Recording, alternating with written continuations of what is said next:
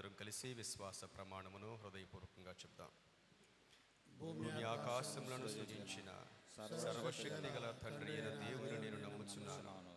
ఆయన ఏకకుమారుడును మన ప్రభువు అయిన యేసుక్రీస్తును నమ్ముచున్నాను. పరిశుద్ధాత్మను నమ్ముచున్నాను.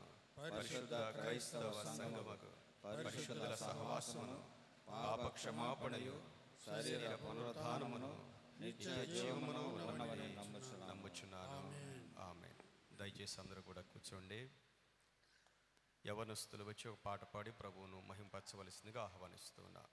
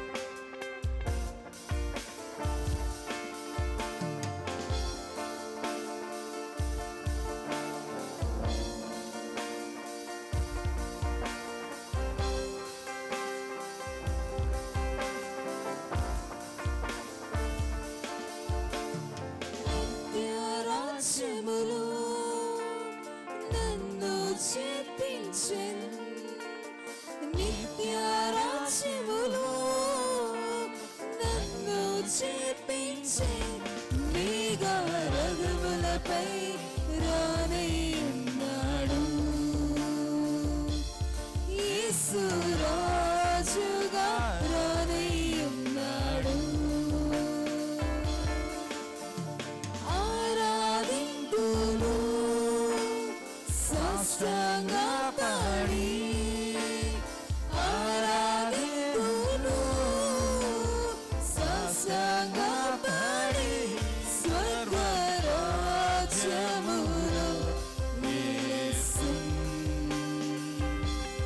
సత్య దైవం యేసు.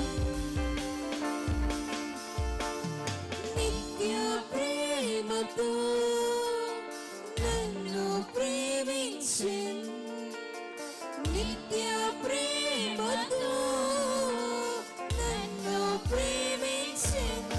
తల్లి ప్రేమను మించినది, లోక ప్రేమను మించినది.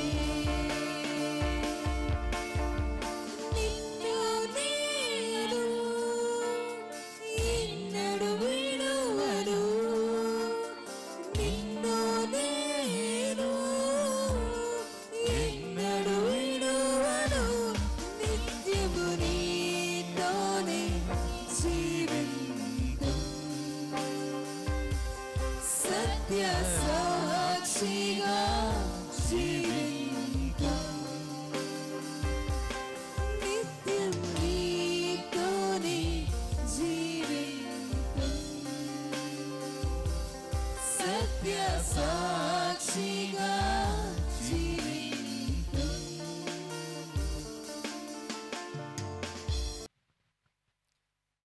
ఈ దినమునకు ఏర్పాటు చేయబడిన బైబిల్ పాఠములను చదివి వినిపించవలసిందిగా ఏర్పాటు చేయబడిన వారిని ఆహ్వానిస్తూ ఉన్నాను. యెషయా గ్రంథం 45వ అధ్యాయము 1వ వచనం నుండి 6వ వచనం వరకు. యెషయా గ్రంథం 45వ అధ్యాయము 1వ వచనం నుండి 6వ వచనం వరకు. అలాగే ప్రకటన గ్రంథం 17వ అధ్యాయము 10వ వచనం నుండి 15వ వచనం వరకు. ప్రకటన గ్రంథం 17వ అధ్యాయము 10వ వచనం నుండి 15వ వచనం వరకు ఏర్పాటు చేయని వారు చదవలసిందిగా ఆహ్వానిస్తున్నా. Praise the lord. దైవజనులచే ఈ దినము కొరకై ఏర్పాటు చేయబడినటువంటి వాక్యము పాత నిబంధన నుండి యెషయా గ్రంథము 45వ వచనము 45వ అధ్యాయము 1 నుంచి 6 వరకు ఎలాగో వ్రాయబడి ఉన్నది. అతని పక్షమున జనములను జయించుటకు నేను అతని కుడి చేతిని పట్టుకొని ఉన్నాను. నేను రాజుల నడికట్లను విప్పెదను, ద్వారములు అతని ఎదుట వేయబడకుండా తలుపులు తీసెదను అని యెహోవా తాను అభిషేకించిన కోరేషును గురించి సెలవిచ్చుచున్నాడు. నేను నీకు ముందుగా పోవచ్చు మెట్టగానున్న స్థలములను సరళము చేసేదను, ఇత్తడి తలుపులను పగలగొట్టెదను, ఇనుప గడియలను విడగొట్టెదను. పేరు పెట్టి నిన్ను పిలిచిన ఇశ్రాయేలు దేవుడినైన యెహోవాను నేనే అని నీవు తెలుసుకొనున్నట్లు అంధకార స్థలములలో ఉంచబడిన నిధులను రహస్యములలోను మరుగైన ధనమును నీకిచ్చెదను. నా సేవకుడైన యాకోబు నిమిత్తము నేను ఏర్పరచుకొనిన ఇశ్రాయేలు నిమిత్తము నేను నీకు పేరు పెట్టి నిన్ను పిలిచితిని. నీవు నన్ను ఎరుగకుండినప్పటికీ నీకు బిరుదులిచ్చితిని. నేను యెహోవాను, మరి ఏ దేవుడనూ లేడు, నేను తప్ప ఏ దేవుడనూ లేడు. తూర్పు దిక్కు నుండి పడమటి దిక్కు వరకు నేను తప్ప ఏ దేవుడనూ లేడని జనులు తెలుసుకొనున్నట్లు నీవు నన్ను ఎరగకుండినప్పటికీ నిన్ను సిద్ధపరిచితిని. యెహోవాను నేనే, నేను తప్ప మరి ఏ దేవుడనూ లేడు. ఈ వాక్యం మన మధ్యలో ఫలించును గాక. ఆమేన్.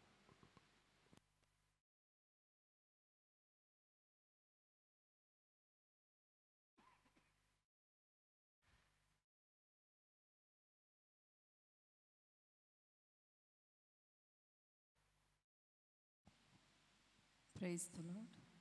మరి ఈ పరిశుద్ధ దినము కొరకై దైవ సేవకులచే ఏర్పాటు చేయబడిన పాఠ్యభాగము ప్రకటన గ్రంథము 17వ అధ్యాయము 10 నుంచి 15 వచనాలు చదువుకుందామండి. ప్రకటన గ్రంథము 17వ అధ్యాయము 10 నుంచి 15 వచనములు. మరియు 7 రాజులు కలరు, 5 కూలిపోయిరి, ఒకడున్నాడు, కడమవాడు ఇంకనూ రాలేదు. వచ్చినప్పుడు అతడు కొంచెము కాలముండవలెను.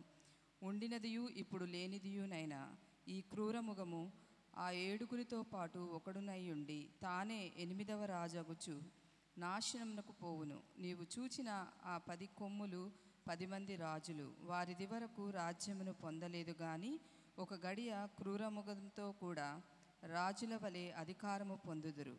వీరు ఏకాభిప్రాయము గలవారై తమ బలమును అధికారమును ఆ మృగమునకు అప్పగింతురు.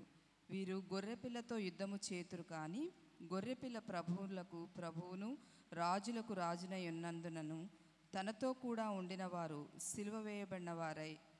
పిలువబడిన వారై ఏర్పరచబడిన వారై నమ్మకమైన వారై ఉన్నందునను ఆయన ఆ రాజులను జయించును. మరియు ఆ దూత నాతో ఈలాగు చెప్పెను, ఆ వేశ్య కూర్చున్న చోట నీవు చూచిన జలములు ప్రజలను, జనసమూహములను, జనములను, ఆయా భాషలు మాట్లాడు వారిని సూచించును. దేవుడి వాక్యమును మన వెనుకల్లో ఫలింపచేయునుగాక. ఆమేన్. ఆమేన్. వాక్య భాగములు చదివి వినిపించిన సహోదరునికి అలాగే సహోదరి హెల్డా గారికి ప్రభు నామములో వందనాలు తెలియజేస్తా ఉన్నాను. ఆంధ్ర క్రైస్తవ కీర్తనలో నుండి 442వ కీర్తన పాడి ప్రభువును మహింపరుద్దాం. జీవితాంతము వరకు నీకే సేవ సల్పుదునంటిని, జీవితాంతము వరకు నీకే సేవ సల్పుదునంటిని, నీవు నాతో నుండి ధైర్యము నీచి నడుపుము రక్షక, జీవితాంతము వరకు నీకే సేవ సల్పుదునంటిని, ఎన్ని ఆటంకంబులు నన్ను ఎన్ని భయములు కలిగినా, ఎన్ని ఆటంకంబులు నన్ను ఎన్ని భయములు కలిగినా, అన్ని పోవును నీవు నా కడ నోన్న నిజమిది రక్షక, జీవితాంతము వరకు నీకే సేవ సల్పుదునంటిని, అన్ని వేళల నీవు చెందని యోనయనుభవమీయవే, అన్ని వేళల నీవు చెందని యోనయనుభవమీయవే, తిన్నగాని మార్గమందున పూని నడచెద రక్షక,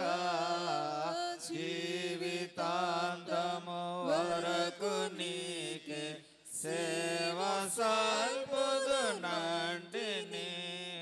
నేత్రములు మీరు మెట్లు గొలిపెడి క్షేత్ర దృశ్యములను, నేత్రములు మీరు మెట్లు గొలిపెడి క్షేత్ర దృశ్యములను,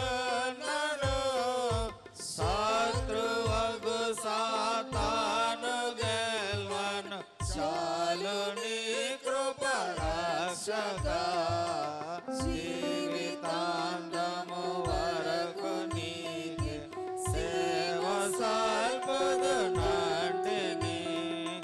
నాదు హృదయము నందు వెలుపట ఆవరించిన శత్రుల, నాదు హృదయము నందు వెలుపట ఆవరించిన శత్రుల, చదరంగ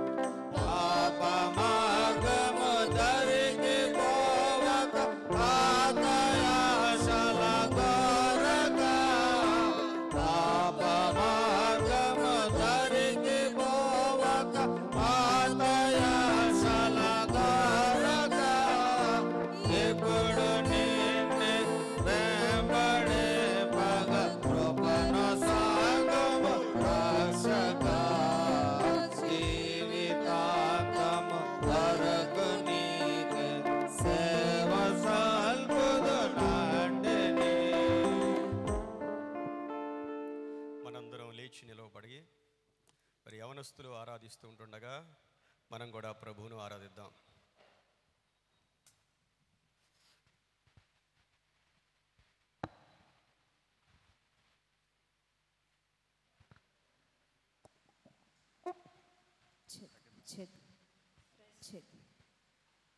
Check testing, check.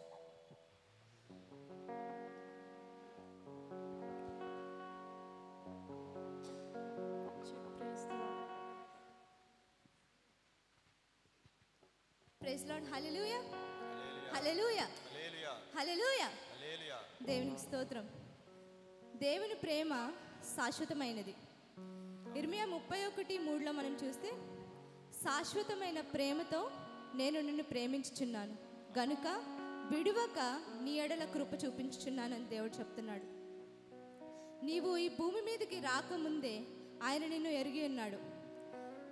తల్లి గర్భమున నిన్ను రూపింపక ముందే ఆయన నిన్ను ప్రేమించుచున్నాడు. ఇంకా ఆయన ప్రేమ గురించి నా మాటల్లో కన్నా ఒక కవి చెప్పిన మాటలతో మీకు చెప్పి చూపించాలనుకుంటున్నాను. ఆ కవి పేరు ఐజాక్ బెన్ నెహ్రాయ్. అతనికి ఒకసారి దేవుని ప్రేమ గురించి రాయాలని స్ఫూర్తి కలిగింది. 1624లో ఒక పుస్తకం రాశాడు. ద గాడ్స్ లవ్ అనేది ఆ పుస్తకం.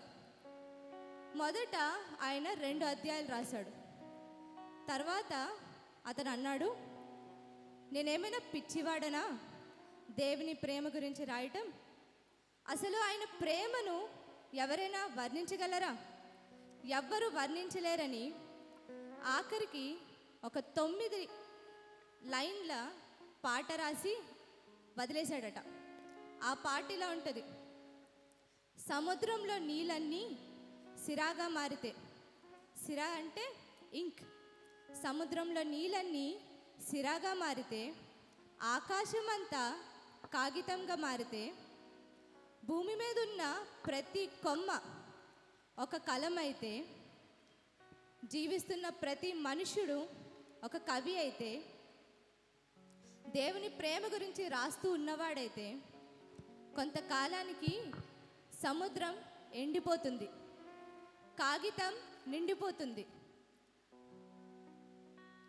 కొమ్మలు అరిగిపోతాయి, మనుషుడు కృషించిపోతాడు. కానీ ఇదంతా అయ్యేటప్పటికీ దేవుని ప్రేమ యొక్క పరిచయం ఇంకా పూర్తి కాలేదన్నాడు. పరిచయం, అది దేవుని ప్రేమ. అంత దివ్యమైనది. ఆ ప్రేమను ఎవరు కొలవలేరు, ఆ ప్రేమను ఎవరు వర్ణించలేరు. నీ ప్రేమ వర్ణించుట నా వల్ల కాదయ్యా, నీ కార్యము వివరించుట నా బ్రతుకు చాలదయ్యా.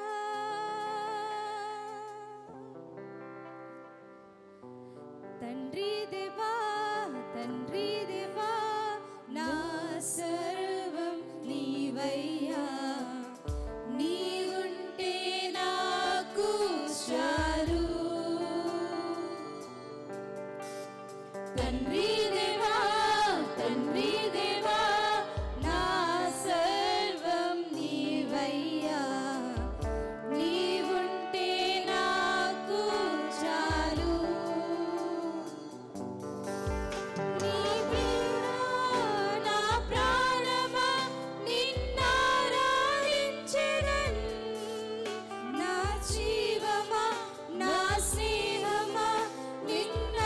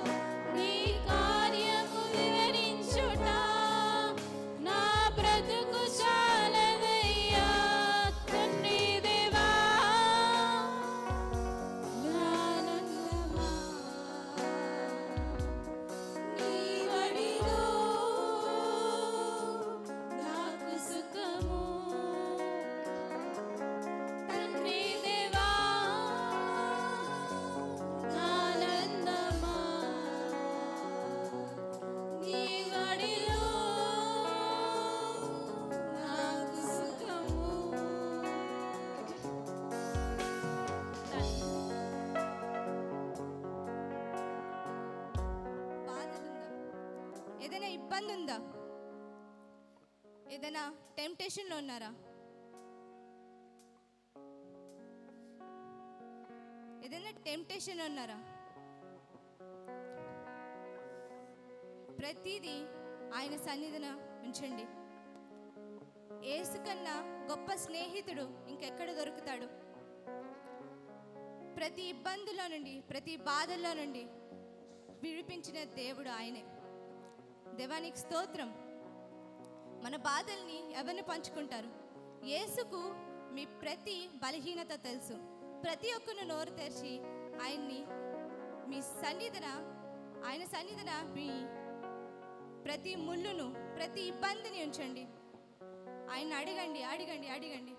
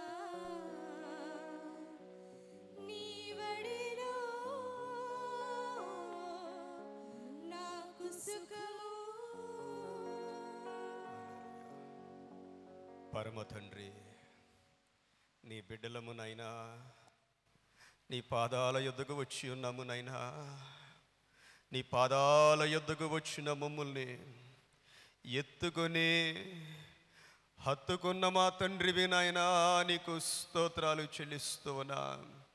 నీ వంటి ప్రేమ ఎక్కడ ఉన్నది నాయనా? మా కొరకు ప్రాణము పెట్టిన మా ప్రాణ ప్రియుడైన యేసుక్రీస్తు ప్రభువా, నీకు స్తోత్రాలు చెల్లిస్తూ ఉన్నాం. నీవు మమ్మల్ని ప్రేమించావు గనుక నీ ప్రేమకు గుర్తుగా మీ ఆత్మను మా మీద కృమ్మరించిన దేవుడవు నాయనా. పరిశుద్ధాత్మను మా హృదయాల్లో కృమ్మరించండి. మేము కూడా మిమ్మల్ని ప్రేమించగలుగుటకు మీ అభిషేకముతో నింపమని ప్రార్థిస్తున్నాం. నీ యందు భయభక్తులు కలిగి నిన్ను ప్రేమించి నిన్ను సేవించి నిన్ను ఆరాధించడానికి వచ్చిన నీ బిడ్డలమైన మమ్మల్ని సమృద్ధిగా దీవించమని, మాతో మాట్లాడమని, మమ్మల్ని బలపరచమని యేసుక్రీస్తు వారి పరిశుద్ధ నామములో వేడుకొని ప్రార్థిస్తూ ఉన్నాము తండ్రి. ఆమేన్.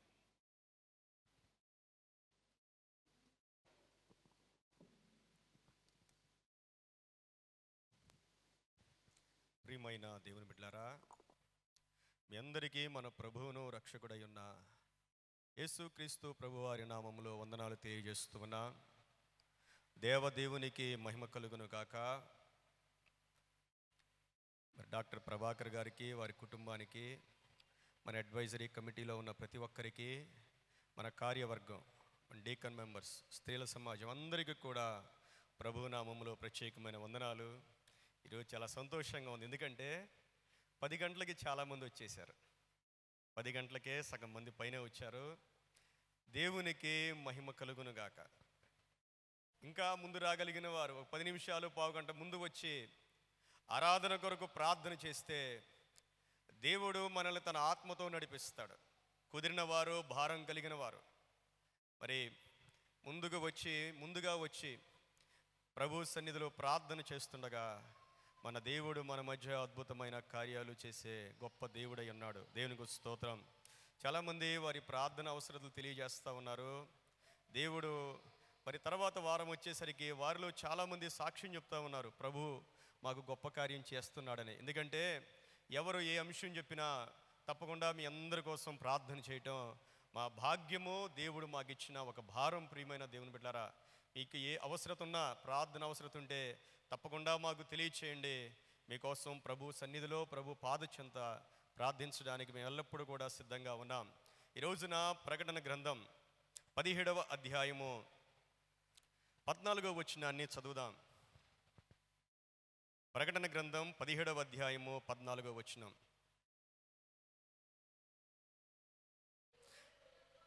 వీరు గొర్రెపిల్లతో యుద్ధము చేతురు గాని గొర్రెపిల్ల ప్రభువులకు ప్రభువును, రాజులకు రాజున యున్నందునను తనతో కూడా ఉండిన వారు, పిలువబడిన వారై, ఏర్పరచబడిన వారై, నమ్మకమైన వారై ఉన్నందునను ఆయన ఆ రాజులను జయించును.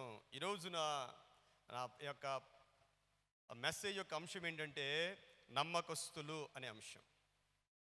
నమ్మకస్తులు. మన జీవితంలో మనకు కూడా నమ్మకస్తులు చాలా అవసరం. ఒక మనిషికి ఎన్ని విలువైన తలాంతులు ఉన్నప్పటికీ, ఒక మనిషి ఎంత గొప్పవాడైనప్పటికీ కూడా ఆ మనిషిలో ఉండవలసిన ప్రాముఖ్యమైన లక్షణం ఏంటంటే నమ్మకస్తులుగా ఉండాలి. మనం కూడా అలాంటి వారి కొరకు ఎదురు చూస్తూ ఉంటాం. మనం ఎవరినైనా ఒక పనికి మనం పెట్టాము అంటే, ఒక బాధ్యత మనం వారికి అప్పగించాము అంటే, వారిలో మనం కోరుకునే ప్రాముఖ్యమైన లక్షణం ఏంటంటే వారు నమ్మకస్తులుగా ఉండాలి. ఇక్కడ మనం చూస్తూ ఉంటే ప్రకటన గ్రంథంలో 7 ముద్రలు, 7 బోరలు, 7 పాత్రలు కనపడతా ఉన్నాయి. ఇవన్నీ కూడా శ్రమల కాలంలో జరగబోయే గొప్ప సంఘటనలు. ఇక్కడ మనం 7 పాత్రలను పట్టుకున్న 7 దూతల్ని మనం చూస్తూ ఉన్నాం. ఆ 7 దూతల్లో ఒక దూత మరి యోహాను గారికి జరగబోయే విషయాలన్నీ కూడా తెలియచేయడం మనం చూస్తూ ఉన్నాం. ఇక్కడ ఒక ఎర్రని మృగము కనపడతా ఉంది. ఆ ఎర్రని మృగానికి 7 తలలు, 10 కొమ్ములు ఉన్నాయి. తల అంటే కొండ అని వ్రాయబడింది. 7 తలలు అంటే 7 కొండలు. 7 కొండల మీద కట్టబడిన పట్టణాలు కొన్ని ఉన్నాయి. మన ఇండియాలో కూడా, మన రాష్ట్రంలో కూడా 7 కొండలకు చాలా ప్రాముఖ్యత ఉన్నది. రోమ్ అనే పట్టణం 7 కొండల మీద కట్టబడింది. కొండలు అంటే జ్ఞానము. అలాగే 10 కొమ్ములు అంటే 10 మంది రాజులు. ప్రపంచంలో చిట్ట చివరిగా మనమున్న కాలంలో 10 బలమైన సామ్రాజ్యాలు మనం చూడబోతూ ఉన్నాం. ఈ 7 కొమ్ములు మరి 10 తలలు ఇవన్నీ కూడా మహాబబులోను. ఆదికాండంలో 11వ అధ్యాయంలో మనం బబులోను గురించి చూస్తూ ఉంటాం. ఆ బబులోను ప్రజలు ఏంటంటే ఒక మహాపట్టణాన్ని కట్టుకొని ఆకాశాన్ని అంటే ఒక పట్టణాన్ని కట్టాలి అనుకుంటారు. మనమందరం ఐక్యంగా ఉండాలి అంటే దేవుని నిర్ణయానికి వ్యతిరేకంగా ఒక యూనిటీ అనేది ఆ యొక్క స్థలంలో మనం చూస్తూ ఉన్నాం. ఈ చివరి దినాల్లో కూడా ఈ రెండు దేనికి గుర్తంటే 7 తలలు 10 కొమ్ములు అనేది మహాబబులోను, అది ఒక వేశ్యగా, మహావేశ్యగా వర్ణించబడింది. అంటే చివరి దినాల్లో మతము, రెండవది రాజకీయం, రెండు కూడా ఐక్యమైపోతూ ఉంటాయి. ఈ మతము, ఈ రాజకీయము ఐక్యమైపోయి ఒక అధికారాన్ని మృగానికి ఇవ్వడం మనం చూస్తూ ఉన్నాం. ఎక్కడైతే ఈ యొక్క పాలిటిక్స్ అండ్ రిలీజియన్ రెండు కూడా ఐక్యమైపోతాయో, ఈ రెండు ఐక్యమైపోయి దేవునికి వ్యతిరేకమైన కార్యాలు అక్కడ జరుగుతూ ఉంటాయో, అక్కడ బలంగా అపవాది పని చేయడం మనం గమనిస్తూ ఉంటాం. యేసుక్రీస్తు ప్రభువారిని కూడా చంపడానికి హేరోదీయులు, పరిసయ్యులు ఐక్యమైనట్లు సువార్తలు మనం చూస్తూ ఉంటాం. కాబట్టి వీళ్ళందరూ కూడా 10 మంది రాజులు, అంటే బలమైన 10 సామ్రాజ్యాలు ఏకమైపోయి క్రీస్తు విరోధితో కలిసి ఆ యొక్క గొర్రె పిల్ల అయిన యేసుక్రీస్తు ప్రభు మీద యుద్ధం చేయడానికి సిద్ధపడినప్పుడు యేసుక్రీస్తు ప్రభుతో పాటు ఎవరున్నారంటే పిలవబడిన వారు, ఏర్పరచబడిన వారు, మూడవది నమ్మకస్తులైన వారు.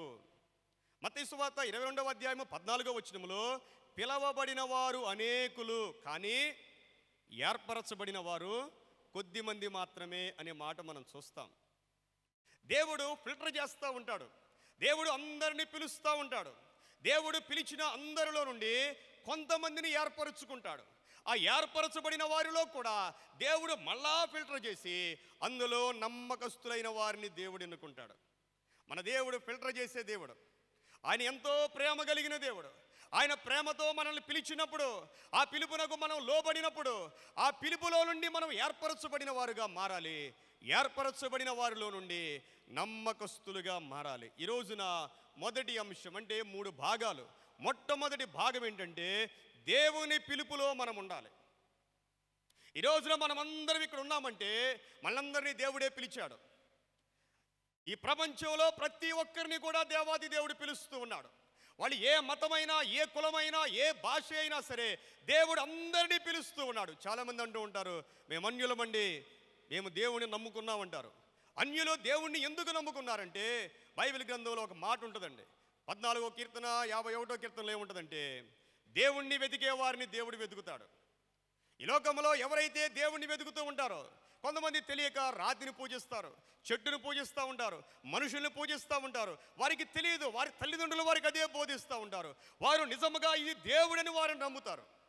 ఎవరైతే హృదయపూర్వకముగా దేవుణ్ణి వెతుకుతారో వారినంట దేవుడు ఆకాశములో నుండి దేవుడు వారిని కనిపెడుతూ ఉన్నాడంట. అందుకే ఈ రోజున అనేక మంది అన్యులు ప్రభువును వెంబడిస్తూ ఉన్నారు. మన గొప్పతనం కాదు, దేవుని పని ఏంటంటే దేవుడు పిలుస్తూ ఉన్నాడు. ప్రియమైన దేవుని బిడ్డలారా, మనందరినీ పిలిచాడు.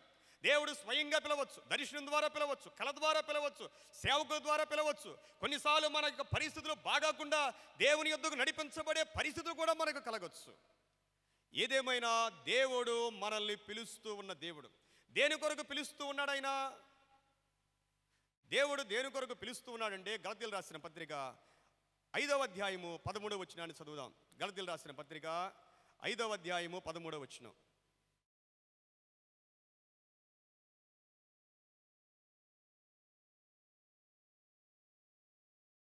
సహోదరులారా, మీరు స్వతంత్రులుగా ఉండుటకు పిలువబడితిరి. అయితే ఒక మాట, ఆ స్వాతంత్రమును శారీరక క్రియలకు హేతువు చేసుకొనక ప్రేమ కలిగిన వారై ఒకరికొకడు దాసులై ఉండుడి. దేవుని పిలిపేంటంటే మనము స్వతంత్రులుగా ఉండాలి. దేవుడు మనకు స్వతంత్రతనిచ్చాడు, ఫ్రీడమ్ ఇచ్చేశాడు దేవుడు మనకి. మనము అపవాది చేతిలో బందీలుగా ఉండకూడదు. అపవాది పెట్టే భారము మన మీద ఉండకూడదు.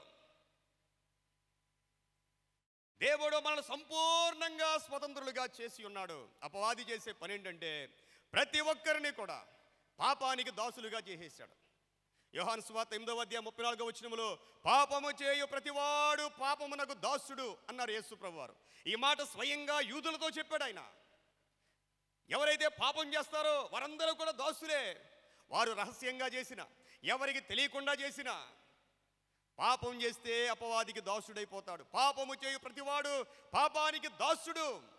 ప్రభు యొక్క ప్రణాళిక ఏంటంటే మనము స్వతంత్రులుగా ఉండాలి. ప్రతి పాపము నుండి మనం విడుదల పొందాలి, ప్రతి బంధకము నుండి మనం విడుదల పొందాలి. దానికోసమే యేసుక్రీస్తు ప్రభువారు ఈ లోకానికి వచ్చారు ప్రియమైన దేవుని బిడ్డలారా. స్వతంత్రులుగా ఉండుటకు పిలువబడితిరి. అపవాది చేసే పని ఏంటంటే, నువ్వు మందిరానికి వెళ్ళు పర్వాలేదు, కానుకలేవు పర్వాలేదు, ఏమైనా చెయ్యి పర్వాలేదు, కానీ పాపాన్ని మాత్రం విడిచిపెట్టద్దు అంటాడు. అందువల్ల చాలామంది ప్రార్థన చేయండి అంటే మేము ప్రార్థన చేయలేమండి, ఏదైనా ఒక బాధ్యత అప్పగిస్తే మేము చేయలేమండి. ఎందుకంటే లోపల ఏదో గిల్టీనెస్ ఉంటుంది. అపవాది అనే మాట నువ్వేమన్నా చేయి, పాపాన్ని మాత్రం విడిచిపెట్టకు అంటాడు. ప్రభువు కోరేది ఏంటంటే మొట్టమొదటిగా మనం విడుదల పొందాలి. మనలో ఏ పాపం ఉండకూడదు. మనం పాపము లేకుండా నిలవబడితే సింహము వలె ధైర్యంగా నిలవబడగలుగుతాం. ప్రియమైన దేవుని బిడ్డలారా, పాపము చేసినప్పుడు తల ఉంచుకోవలసిందే. దేవుని పిలుపు ఏంటంటే మొట్టమొదటిగా మనము స్వతంత్రులుగా ఉండడానికి పిలువబడ్డాం. చాలామంది ముందుకు రారండి. ప్రభు అన్నారు, నేను పాపుల్ని పిలవ వచ్చాను అంటాడు ఆయన. మత్తయి యేసుక్రీస్తు ప్రభు యొక్క పిలుపుని విని తన యొక్క ఉద్యోగాన్ని విడిచిపెట్టేశాడు. తన ఇంట్లోకి విందు ఏర్పాటు చేశాడు. ఆ విందులో ఎవరున్నారంటే సుంకరులు, పాపులు, అందరూ వాళ్ళే ఉన్నారు. పరిశీలన అన్నారు, ఏంటి ఈ బోధకుడు ఏంటి వాళ్ళతో కూర్చున్నాడు ఏంటి అంటే, ప్రభు అన్నమాట, నేను నీతిమంతుల కోసం రాలేదు. వైద్యుడు ఆరోగ్యం ఉన్న వారి కోసం వైద్యుడు కాదు. వైద్యుడు ఎవరి కోసం అంటే ఎవరైతే రోగముతో ఉన్నారో వారి కోసమే. ఒకవేళ మన జీవితంలో మనలో ఏ బలహీనత ఉన్నా ప్రియమైన దేవుని బిడ్డలారా, ప్రభు పాదాల చెంత ఒప్పుకొని ధైర్యంగా మనం ఒక అడుగు ముందుకు వేయాలి. ఇక అక్కడే కూర్చొని ఉండడం, ఆ పాపములోనే, ఆ బంధకాల్లోనే మనం ఉండిపోవటం ప్రభువు యొక్క చిత్తము కానే కాదు. ప్రభు చిత్తం ఏంటంటే మనం పూర్తిగా స్వతంత్రులుగా ఉండాలి. ఎప్పుడైతే మన పాపాలు మనం ఒప్పుకుంటామో, అతిక్రమములు దాచిపెట్టువాడు వర్ధిల్లడు, కానీ వాటిని ఒప్పుకొని విడిచిపెట్టువాడు కనికరము పొందును. మనం ఒప్పుకుంటే వెంటనే ప్రభు క్షమిస్తాడండి. ప్రభు మనకు కనబడి మనకు చెప్పక్కర్లా, మనం నమ్మడమే. ఎవరైతే నమ్ముతారో నా పాపాలన్నీ నా ప్రభు క్షమించేశాడు అని ఎవరైతే నమ్ముతారో వాళ్ళందరూ కూడా పరిశుద్ధులే. చాలామంది సాక్ష్యాలు చెప్పడం వింటూ ఉంటాం. దేవుడు నాకు కనపడ్డాడండి, దేవుడు నాకు కనపడి నా పాపాలన్నీ క్షమించేశాడు, లేకపోతే నేను చచ్చిపోయేటప్పుడు దేవుడు వచ్చి నన్ను ముట్టాడండి అని చెప్తూ ఉంటారు. వాళ్ళని చూసి మనం ఏమనుకుంటాం, వీళ్ళు ఎంత గొప్పవాళ్ళు అనుకుంటాం. వాళ్ళు గొప్పవాళ్ళు కాదండి. చూసి నమ్మిన వారికంటే చెప్పండి, చూసి నమ్మిన వారికంటే మనుషులకి వేలం వెర్రి అనమాట. ఏంటంటే అబ్బో దేవుడు వాళ్ళకి కనపడిపోయాడంట, దేవుడు వాళ్ళతో ఏముండదండి, ఏముండదు. వాళ్ళకంటే మనమే గొప్పవాళ్ళం. చూసి నమ్మిన వారికంటే చూడక నమ్మిన వారు బహుధన్యులు. వారికి వచ్చే ప్రతిఫలం కంటే మనకొచ్చే ప్రతిఫలం ఇంకా గొప్పది. మనం నమ్మాలి, నా ప్రభువు నన్ను క్షమించాడు, నా ప్రభువు నన్ను ప్రేమించాడు అని ఎప్పుడైతే నమ్ముతామో మనం సంపూర్ణంగా స్వతంత్రులమైపోతాం. ప్రియమైన దేవుని బిడ్డలారా, ప్రభు పిలుపు మొట్టమొదటి పిలుపు ఏంటంటే ఆయన మనల్ని స్వతంత్రులుగా ఉండడానికి పిలిచాడు. రెండవ పిలుపు ఏంటంటే ప్రభు పిలుపుకు లోబడిన మనము ప్రత్యేకించబడాలి. ప్రత్యేకత అనే మాటని బైబిల్లో ఏమన్నారంటే పరిశుద్ధత అన్నారు. పరిశుద్ధత, హోలీనెస్ అంటే అర్థం ఏంటంటే ప్రత్యేకించబడాలి. నువ్వు ఎక్కడ ఉన్నా, నువ్వు చదువుకునే చోట ఉన్నా, ఉద్యోగం చేసే చోట ఉన్నా, నీ గృహంలో ఉన్నా, దేవుని కొరకు నీవు ప్రత్యేకించబడాలి. రోమీయులు రాసిన పత్రిక 1వ అధ్యాయం 2వ వచనములో అపోస్తలుడైన పౌలు రోమా సంఘానికి వ్రాస్తూ ప్రియులైన వారు అంటాడు. ఎవరు ఈ ప్రియులైన వారు అంటే పరిశుద్ధులుగా ఉండడానికి పిలువబడిన వారు. ఇంగ్లీష్లో 2 మాటలు ఉంటాయి, జస్టిఫికేషన్ అండ్ శాంక్టిఫికేషన్. జస్టిఫికేషన్ వేరు, శాంక్టిఫికేషన్ వేరు. జస్టిఫికేషన్ అంటే ఎంత ఘోర పాపి అయినా ప్రభు దగ్గరికి వచ్చి పాపాలు ఒప్పుకుంటే ప్రభు అంటాడు నీ పాపాలు క్షమించేశాను వెళ్ళిపో అంటాడు. జస్టిఫికేషన్ అంటే నీతిమంతులుగా తీర్చబడ్డం. ఇక అందులో ఏ డౌట్ లేదు. ఒప్పుకుంటే నువ్వు నీతిమంతులుగా ప్రభువుకి స్టాంపు వేశాడు. నీతిమంతులుగా తీర్చబడినంత మాత్రాన మన స్వభావం మారిపోద్దా? మారిపోదండి, మారిపోదు. శాంక్టిఫికేషన్, పరిశుద్ధత అనేది, నీతిమంతులుగా మారుట అనేది day by day, day by day, day by day process. అది రోజు రోజు రోజు రోజు మన వాక్యానికి ఎంతగా లోబడతామో, ఎంతగా విధేయత చూపిస్తామో మన దేవుడు మనల్ని అంతగా అంతగా అంతగా చివరికి ఆయన రూపంలోనికి మార్చేసుకుంటాడు. దేవుని చేత మనం పరిశుద్ధులుగా దినదినము మనం మార్చబడాలి. దేవుడు మనకు వాక్యము ద్వారా, ఆత్మ ద్వారా, అందరి సహవాసము ద్వారా మనల్ని పరిశుద్ధులుగా మార్చే దేవుడు. అసలు సంఘము అంటే కొరింథీయులకు రాసిన పత్రిక 1వ అధ్యాయము 2వ వచనంలో ఉంటుంది, క్రీస్తు యేసునందున్న సంఘము అంటే పరిశుద్ధులుగా ఉండడానికి పిలువబడిన వారు అని అర్థం. పరిశుద్ధులుగా ఉండడానికి దేవుని చేత మనం పిలువబడ్డాం ప్రియమైన దేవుని బిడ్డలారా. దినదినము పరిశుద్ధతలో మనం ఎదగాలి. మన దేవుడు పరిశుద్ధుడు. పేతురుపత్రిక మొదటి అధ్యాయం 16వ వచనములో నేను పరిశుద్ధుడనై ఉన్నాను కనుక మీరును పరిశుద్ధులై ఉండుడి. పరిశుద్ధత అంటే నువ్వు ప్రత్యేకించబడాలి. మనం ఎప్పుడైతే ప్రత్యేకంగా ఉంటామో ఆటోమేటిక్గా కష్టాలు రావడం ప్రారంభమవుతూ ఉంటాయి. నేను జాబ్ చేసేటప్పుడు విజయవాడలో అది స్టీల్ ఇండస్ట్రీ అనమాట. స్టీల్ ఇండస్ట్రీ ఏం చేసేవాళ్ళు అంటే అది బ్రాహ్మిన్స్ది. ఉదయాన్నే అందరికీ కూడా పూజ చేసి అవి పెడతా ఉండేవాళ్ళు. నేను తినండి అనేవాడిని. మా మేనేజర్ గారు వాళ్ళ మిస్సెస్ పోస్టల్లో చేసేది, మా నాన్నగారు కూడా అక్కడే ఉండేవాళ్ళు. నేను తినకపోయేసరికి నాతో పాటు మిగిలిన వాళ్ళు కూడా నా కింద పని చేసేవాళ్ళు. అప్పుడు నేను మెకానికల్ డిపార్ట్మెంట్ హెడ్గా ఉండేవాడిని. నా కింద ఉన్న వాళ్ళు కూడా తినడం మానేశారు. నా పక్కనే మెటలర్జీ డిపార్ట్మెంట్ వాళ్ళు కూడా తినడం మానేశారు. ఫోకస్ అంతా నా మీదకి వచ్చింది. అసలు ఇది అంతకు మూల కారణం ఎవరంటే పలానా ఆయన. కాబట్టి నాకు వార్నింగ్ ఇచ్చారు. ఏమని, నువ్వు తింటావా ఉద్యోగంలోంచి తీసేయమంటావా అన్నారు. ఉద్యోగంలోంచి తీసేసినా పర్లేదు కానీ నేను తినండి అన్న. దేవుని కొరకు మనం ప్రత్యేకించబడితే శ్రమలు వస్తాయండి. ఎప్పుడైనా సరే కళ్ళు మూసుకొని యేసయ్యా, కొంతమంది ఏం చేస్తారంటే ఎవరిని ఇచ్చారనుకోండి, యేసు ప్రభువా నీ రక్తమయ్యా అని తినేస్తారు. అది యేసు ప్రభు రక్తం కాదు. ఏమ్మా, రాజీ పడితే మీరు గుర్తుపెట్టుకోండి, రాజీ పడితే మాజీలు అయిపోతాం. రాజీ పడితే ఒకవేళ దేవుని దృష్టిలో మనం ఇప్పుడు నేనున్నాను అనుకోండి, నేను రాజీ పడిపోతే మనుషుల దృష్టిలో పాస్టర్ గారినే, దేవుని దృష్టిలో కాదు. దేవుడు ఇప్పుడు తీసేశాడు, వెళ్ళిపో అంటాడు. సౌలు గారు 40 సంవత్సరాలు రాజుగా ఉన్నాడు. దేవుని చిత్త ప్రకారం 2 సంవత్సరాలు 3 సంవత్సరాలే ఉన్నాడు. మిగిలినంతా కూడా మాజీ ఆయన. రాజీ పడకూడదండి. నన్ను బెదిరించారు, నేను బెదరలేదండి. ప్రభు కోసం ఎక్కడ నేను చదువుకునేప్పుడు అంతేనండి. చదువుకునేటప్పుడు ర్యాగింగ్ చేసేవాళ్ళు, సిగరెట్ తాగనేవాళ్ళు. నేను తాగనండి, ప్రభువుని నమ్ముకున్నానేవాళ్ళు. మందు తాగనేవాళ్ళు, తాగేవాళ్ళు కాదండి, బూతులు తిట్టేవాళ్ళు. మా టైంలో కొంచెం ఎక్కువ ఉండేది యూనివర్సిటీలో. ఏం తిట్టామో చెప్పు అనేవాళ్ళు. నేను చెప్పనండి, ప్రభువుని నమ్ముకున్నానేవాళ్ళు. వాళ్ళు అనేవాళ్ళు, మా సీనియర్లు అందరూ చూపించేవాళ్ళు. వాళ్ళందరూ కూడా నీకులాగా చెప్పిన వాళ్ళేనాయా, ఫస్ట్ ఇయర్లో నీకులాగే చెప్పారు, సెకండ్ ఇయర్లో వచ్చి అందరూ మందు తాగేవాళ్ళే అన్నారు. నేను అలాంటి వాడిని కాదండి అన్న. ఇప్పుడు ఏం చేశారంటే వీడితో 1 సంవత్సరం ఎవరో మాట్లాడద్దు అన్నారు. నాతో ఎవరో మాట్లాడలేదండి 1 సంవత్సరం పాటు. నేను అప్పుడే ప్రభువులో కొంచెం బలపడుతున్న స్టార్టింగ్ దినాలు మాట్లాడలేదండి సీనియర్లు. అప్పుడు ఏమైందంటే సెకండ్ ఇయర్ అయ్యేసరికి నన్ను ఏం చేశారంటే మెస్ సెక్రటరీగా పెట్టారు. ఆ రోజుల్లో మెస్ సెక్రటరీ పెద్ద పోస్ట్ అనమాట అది. దేవుడు ప్రియమైన దేవుని బిడ్డలారా, మనం ఎక్కడైతే ప్రత్యేకించబడతామో కష్టాలు వస్తాయి. ఆ కష్టాల్లో నిలబడితే ప్రభు హెచ్చిస్తాడండి. నా ఉద్యోగంలో కూడా అంతే. ఏ స్టీల్ ఇండస్ట్రీలో నేను పనిచేశానో అలాంటి స్టీల్ ఇండస్ట్రీలో పెట్టాను నేను మా పార్ట్నర్ కలిసి. ప్రభు హెచ్చిస్తాడు. కష్టాలు ప్రత్యేకించబడినప్పుడు కష్టాలు వస్తాయి. ఆ ప్రత్యేకతలో మనం నిలబడినప్పుడు ప్రభు మనల్ని ఉన్నతంగా దీవిస్తాడు. ప్రియమైన దేవుని బిడ్డలారా, దేవుడు మనలో ఆ ప్రత్యేకతను కోరుకునే దేవుడు. తెస్సలోనికీయులకు రాసిన పత్రిక మొదటి పత్రిక 4వ అధ్యాయంలో కూడా ఆయన పరిశుద్ధమైన పిలుపుతో మన ప్రభువు పిలిచాడు. ప్రియమైన దేవుని బిడ్డలారా, దేవునికి మహిమ కలుగును గాక. మూడవది, మొట్టమొదటిగా ప్రభు స్వతంత్రులుగా ఉండడానికి పిలిచాడు. రెండవది పరిశుద్ధులుగా ఉండడానికి పిలిచాడు. మూడవది కొలసీలు రాసిన పత్రిక 3వ అధ్యాయములో ఒక మాట చదువుదాం మనం. కొలసీలు రాసిన పత్రిక 3వ అధ్యాయము 15వ వచనాన్ని చదువుదాం.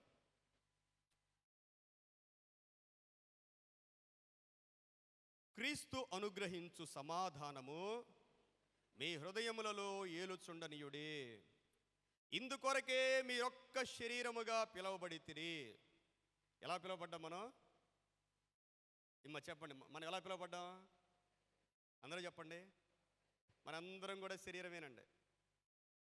ఒక్క శరీరంలో మనందరం కూడా అవయవం.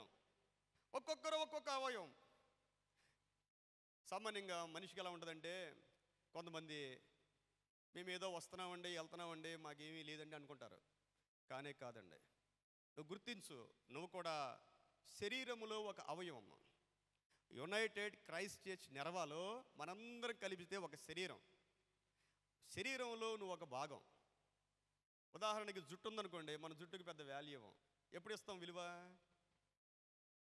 జుట్టు ఊడిపోతూ ఉండండి లేకపోతే తెల్లబడిపోతూ ఉంటే ఏం చేస్తాం మనం? అప్పుడు కష్టపడతాం మనం. జుట్టుకు కూడా చాలా విలువ అండి.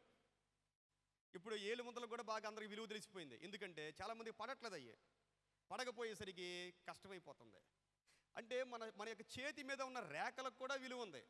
మన దేహములో ఉన్న ప్రతి అవయవానికి విలువ ఉన్నది. అంటే ఇక్కడ కూర్చున్న మనలో ప్రతి ఒక్కరికి నేనేదో వస్తున్నాను కాముగా వెళ్ళిపోతాను అనుకోకూడదండి. నేను క్రీస్తు శరీరములో ఒక అవయవమై ఉన్నాను. కొంతమంది ప్రత్యేకంగా ఉంటారు. ఇక్కడ వ్రాయబడిన మాట కొరింథీయులకు రాసిన పత్రిక మొదటి పత్రిక 11వ అధ్యాయంలో, అయ్యో నేను చేయను కాదు కదా అని కాలు అనుకోకూడదు, కాలును కాదు కదా చెయ్యి అనుకోకూడదు. ఎవరి పని వారిది, కన్ను పని కన్నుది, ముక్కు పని ముక్కుది. ఒక సహోదరుడు నాతో అంటూ ఉన్నాడు, నాకు చాలా ఆశ అండి ప్రభు పని చేయాలి, నాకు మాట్లాడడం రాదండి అన్నాడు. అంటే ఆయన నోరు కాదు. దేవుడు కొంతమందిని సంఘంలో చేతులుగా చేస్తాడు, కొంతమంది కాళ్ళుగా చేస్తాడు. కాళ్ళతో పరిగెత్తాలి, చేతులతో పని చేయాలి, హృదయముతో ప్రేమించాలి, మనసుతో ఆలోచించాలి. ఒక్కొక్కరిది ఒక్కొక్క పని. అందరూ కలిస్తేనే, అందరూ కలిసి ఒకరి నాయకత్వంలో మనం ముందుకు సాగిపోవాలి. ప్రియమైన దేవుని బిడ్డలారా, ఐక్యత, ఒక్క శరీరము ఐక్యత అనేది చాలా ప్రాముఖ్యం. మనం గుర్తిరగాలి సంఘంలో ఎవరు బలహీనంగా ఉన్నారు. బలహీనంగా ఉన్న వారిని బలపరచవలసిన బాధ్యత మనదే. కృంగిపోతున్న వారిని ధైర్యపరచవలసిన బాధ్యత మనదే. జారిపోతున్న వారిని పట్టుకోవలసిన బాధ్యత మనదే. ఎవరైతే లోకంలో కలిసిపోతున్నారో వారందరినీ మళ్ళా మనం తీసుకురావాల్సిన బాధ్యత మనదే. ఆ బాధ్యత మనం కలిగి ఉండాలి. నేను ఒక్కడే బాగుంటే చాలు అనుకునేవాళ్ళు దేవుని బిడ్డలు కాదండి. నేను బాగుంటే చాలు, నా కుటుంబం బాగుంటే చాలు అనుకోకూడదండి. సంఘంలో ఎక్కడ ఎవరికి ఏ బాధ వచ్చినా సరే ఆ బాధ సంఘం అంతటిది కూడా బాధే. కొంతమంది చూస్తూ ఉంటాం, ఎక్కడో ఏదో క్యాన్సర్ వస్తుంది ఒంట్లో ఒక భాగానికి, వెంటనే ఏం చేయాలి? ట్రీట్మెంట్ ఇచ్చేయాలి. ఇవ్వకపోతే ఏమవుద్ది? దేహం అంతా కూడా స్ప్రెడ్ అయిపోద్దండి. ఆ క్యాన్సర్ని తీసేయాలి, ఆ గడ్డను తీసేయాలి, బాగు చేయాలి. సంఘంలో ఐక్యత అనేది చాలా ప్రాముఖ్యం. ప్రియమైన దేవుని బిడ్డలారా, యూనిటీ అనేది చాలా ప్రాముఖ్యం. మనం కాపాడుకోవాలండి. ఐక్యతను మనం కాపాడుకోవాలి. పరిశుద్ధాత్మ దేవుడు కలిగించే ఐక్యతలో మనమందరం కూడా ముందుకు సాగిపోయేవారుగా మనం ఉండాలి. వచ్చి వెళ్ళిపోతుంటే అమ్మా నన్ను ఎవరు పట్టించుకోవద్దు అనుకోకూడదండి. పట్టించుకోవడానికి మన పెద్దలు ఉన్నారు. వారి బాధ్యత ఏంటంటే అందరినీ తయారు చేయాలి, అందరినీ వాడుకోవాలి, అందరినీ నిలవబెట్టాలి, అనేక మందిని రక్షించాలి అనే ఒక భారం వారిలో ఉంది. కాబట్టి మనం ఎంతకాలం వచ్చి పట్టించుకున్నట్టు వెళ్ళిపోతే తప్పెవరిది? అమ్మా చాలామంది వచ్చి అలాగ ఉండి కాముకి వెళ్ళిపోతున్నారు. తప్పెవరిది అంటే మందే. అయ్యో నేను కూడా ఒక అవయవాన్ని, నేను కూడా ఈ సంఘంలో వాడబడాలి, దేవుడు నన్ను గుర్తించాలి అని నీవు అనుకోవాలి. నీవు అనుకొని నీ అంతటి నువ్వే. ఒక సామెత ఉంటుంది కదండి, మా ఊరిలో పెళ్ళికి అందరూ చెప్పండి, అందరూ పెద్దలే. అలాగా దేవుని విషయంలో ఎవరైతే బాధ్యతగా ముందుకు వస్తారో దేవుడు వాళ్ళని వాడుకుంటాడండి. ఎవరి కమిట్మెంట్ వారిది. దేవా నన్ను వాడుకో, నన్ను ఎలా వాడుకుంటావో అన్నప్పుడు దేవుడు నిన్ను కూడా ఒక అవయవంగా వాడుకుంటాడు. అవయవాలు పని చేయకపోతే ఏమవుద్దండి? బెడ్ మీదే బాగా తినేసి పడుకుంటున్నారు అనుకోండి, ఉదయం తినడం, మధ్యాహ్నం తినడం, సాయంకాలం తినడం, అలాగే బెడ్ మీద ఉంటే ఏమైపోతారు వాళ్ళు? ఏమైపోతారు? పని చేయకపోతే, పని చేయనోడు రోగగ్రస్తుడే. పని చెయ్యలేదు అంటే రోగమే, పని చెయ్యలేదు అంటే మరణమే. మనమైనా అంతేనండి. చెయ్యి కానీ కాలు కానీ పని చేయకుండా అలాగుంటే ఇక లైఫ్ అయిపోయినట్టే. సంఘంలో కూడా అంతే. నువ్వు ఒక అవయవానివి, నువ్వేంటో నువ్వు గుర్తించాలి.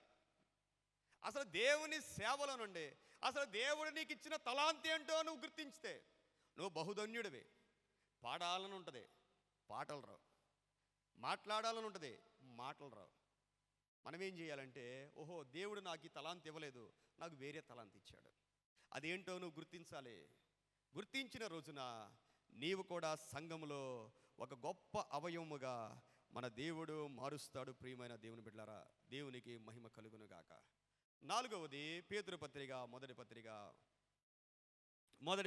2వ అధ్యాయంలో, పేతురు పత్రిక మొదటి పత్రిక 2వ అధ్యాయము 20వ వచనాన్ని చదువుదాం.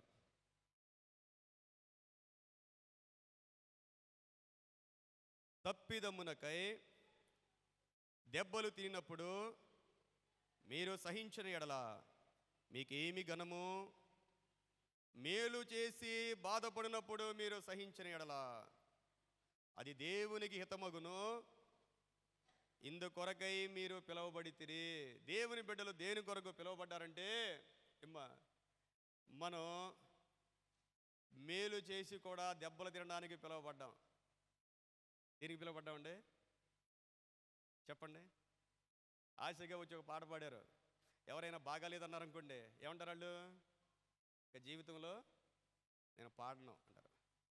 ఏదైనా ఒక మంచి పని చేశారు, ఎవరైనా నెగిటివ్గా కామెంట్ చేశారనుకోండి, వెంటనే ఏమంటారు? జీవితంలో నేను ఈ పని చేయను. అసలు మనం దేనికి పిలువబడ్డామంటే మేలు చేయడానికి పిలువబడ్డాం. మనం చేసిన మేలు అది దేవుడు చూడాలి. మేలు చేసిన తర్వాత కనుక మనకు కీడు జరిగితే మనము బహుధన్యులము. ఎవరు ధన్యులంటే మేలు చేసి కూడా తిట్లు తినేవారు, మేలు చేసి కూడా కీడు అనుభవించేవాడు. బైబిల్ గ్రంథంలో దావీదు మహాభక్తుడు ఉన్నాడు. దావీదు మహాభక్తుడు ఎన్నడూ కూడా తన మామగారికి కీడు చేయలేదు, ఎప్పుడు మేలే. తన రాజ్యం పోయే పరిస్థితుల్లో దావీదు నిలవబడి యుద్ధం చేసి గొలియాతును జయించాడు. అనేక సార్లు ఫిలిస్తీన్ల మీదకి వెళ్ళి దండయాత్ర చేసి గెలిపించాడు. ఎన్నో మేలు చేసిన దావీదును సొంత మామగారైనటువంటి సౌలు అనేక సార్లు చంపడానికి ప్రయత్నం చేశాడు. దావీదుకు కూడా అవకాశం దొరికిందండి. దావీదుకు కూడా సౌలును చంపే అవకాశాలు వచ్చాయి. ఒకే ఒక మాట అన్నాడు, అభిషక్తుడిని నేను ముట్టుకోను, ఎవరు ముట్టుకోను. ఇంకా మేలు చేస్తా ఉన్నాడు, ఇంకా మేలు చేస్తా ఉన్నాడు, ఇంకా మేలు చేస్తా ఉన్నాడు. ఎవరికి మేలు చేస్తా ఉన్నాడంటే తనకు కీడు చేసే వారికి మేలు చేస్తా ఉన్నాడు. మనం చేయగలమా? ఆత్మీయంగా ఇది ఉన్నతమైన స్థితి. ఆత్మీయంగా ఉన్నతమైన స్థితి ఏంటంటే మనకు కీడు చేసిన వారికి కూడా మనం మేలు చేయగలగటం. ఎవరైనా ఉట్టి పుణ్యానికి మనం తిట్టారనుకోండి, వెంటనే మన మొహం ఏమైపోద్ది? చెప్పండి. మనం మంచి చేసాం, ఎవరైనా తిట్టారు, ఏం చేస్తాం మనం? ఇది ప్రాక్టికల్గా చాలా కష్టమండి. నా వ్యక్తిగత జీవితంలో ఇలాంటి ఎన్నో అనుభవించాం. చెప్పడం, దేవుని వాక్యం చెప్పడం చాలా ఈజీగా ఉంటుంది. చెప్పిన వాక్యానికి మనం కరెక్ట్గా నిలబడాల్సిన పరిస్థితులు వస్తూ ఉంటాయి. ఏం చేయాలి అప్పుడు? మనం దేవుని మాటను బట్టి మనం ధ్యానం చేయాలి. ప్రభు అన్నారు, నా నామము నిమిత్తము జనులు మిమ్మును నిందించి హింసించి మీ మీద అబద్ధముగా చెడ్డ మాటలెల్లా పలుకున్నప్పుడు మీరు మత్తయి సువార్త 5వ అధ్యాయం ఉంటుంది నీ మాట 12వ వచనంలో, నా నామము నిమిత్తము జనులు మిమ్మును నిందిస్తారు. ఏం చేస్తారు? చెప్పండి, ఏం చేస్తారు? చెయ్యని తప్పు మన మీద వేస్తారు, నిందించి హింసిస్తారు, ఇంకా కొడతారు. హింసించి మీ మీద అబద్ధముగా చెడ్డ మాటలు ఎలా పలుకుతారు. అప్పుడు మీరేం చేయాలి? సంతోషించి, చెప్పండి అందరూ ఒకసారి, సంతోషించి. ఎప్పుడు సంతోషించాలి? ఎప్పుడు సంతోషించాలి? బైబిల్లో వాక్యాలు చాలా చాలా సపరేట్గా ఉంటాయి. మనుషులు మిమ్మును పొగుడునప్పుడు ఏమవుద్ది? మనుషులు మిమ్మును పొగుడునప్పుడు మీకు శ్రమ. గుర్తుపెట్టుకోండి, లోకాసు వార్త 6వ అధ్యాయం 27వ వచనంలో ప్రభువు చెప్పారు, మనుషులు మిమ్మును పొగుడునప్పుడు, అందరూ చెప్పండి ఒకసారి, మనుషులు మిమ్మును పొగుడునప్పుడు, మనుషులు పొగుడుతూ ఉంటే మనకు శ్రమలు వచ్చేస్తూ ఉంటాయి, మనకు తెలియదండి. ఉన్నవి లేనివి కూడా పొగుడుతారు, ఉన్న విషయాలు చెప్తే ఓకే. మనుషులు పొగిడితేనేమో శ్రమలు వస్తాయంట.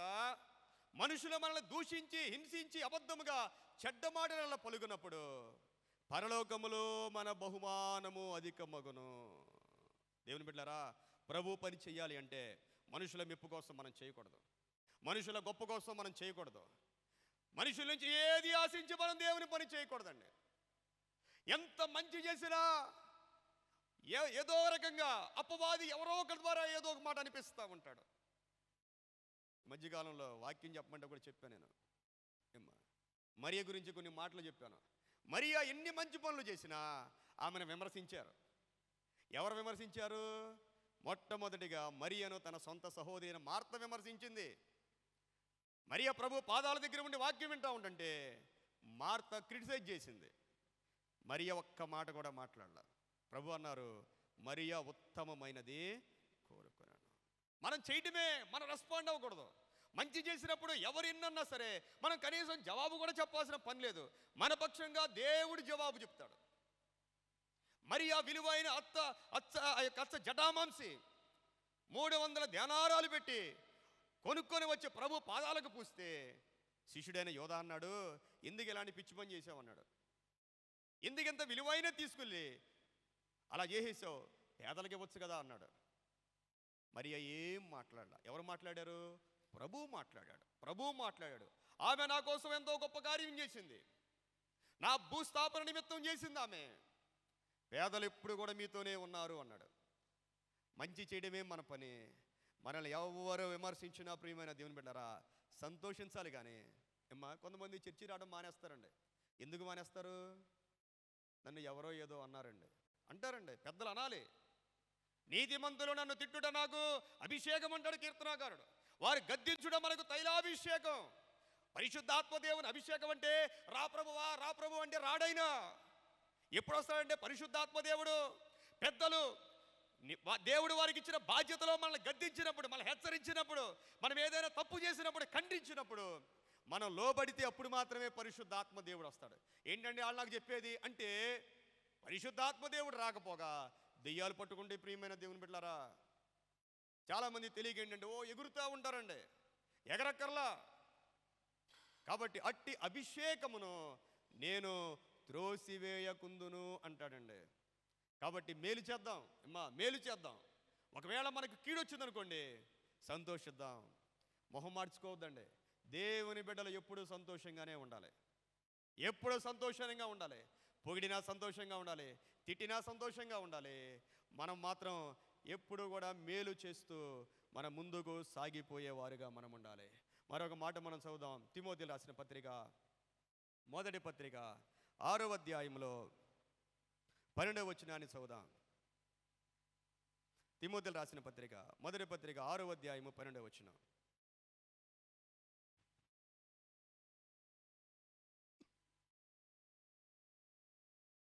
విశ్వాస సంబంధమైన మంచి పోరాడము, నిత్య జీవమును చేపట్టుము.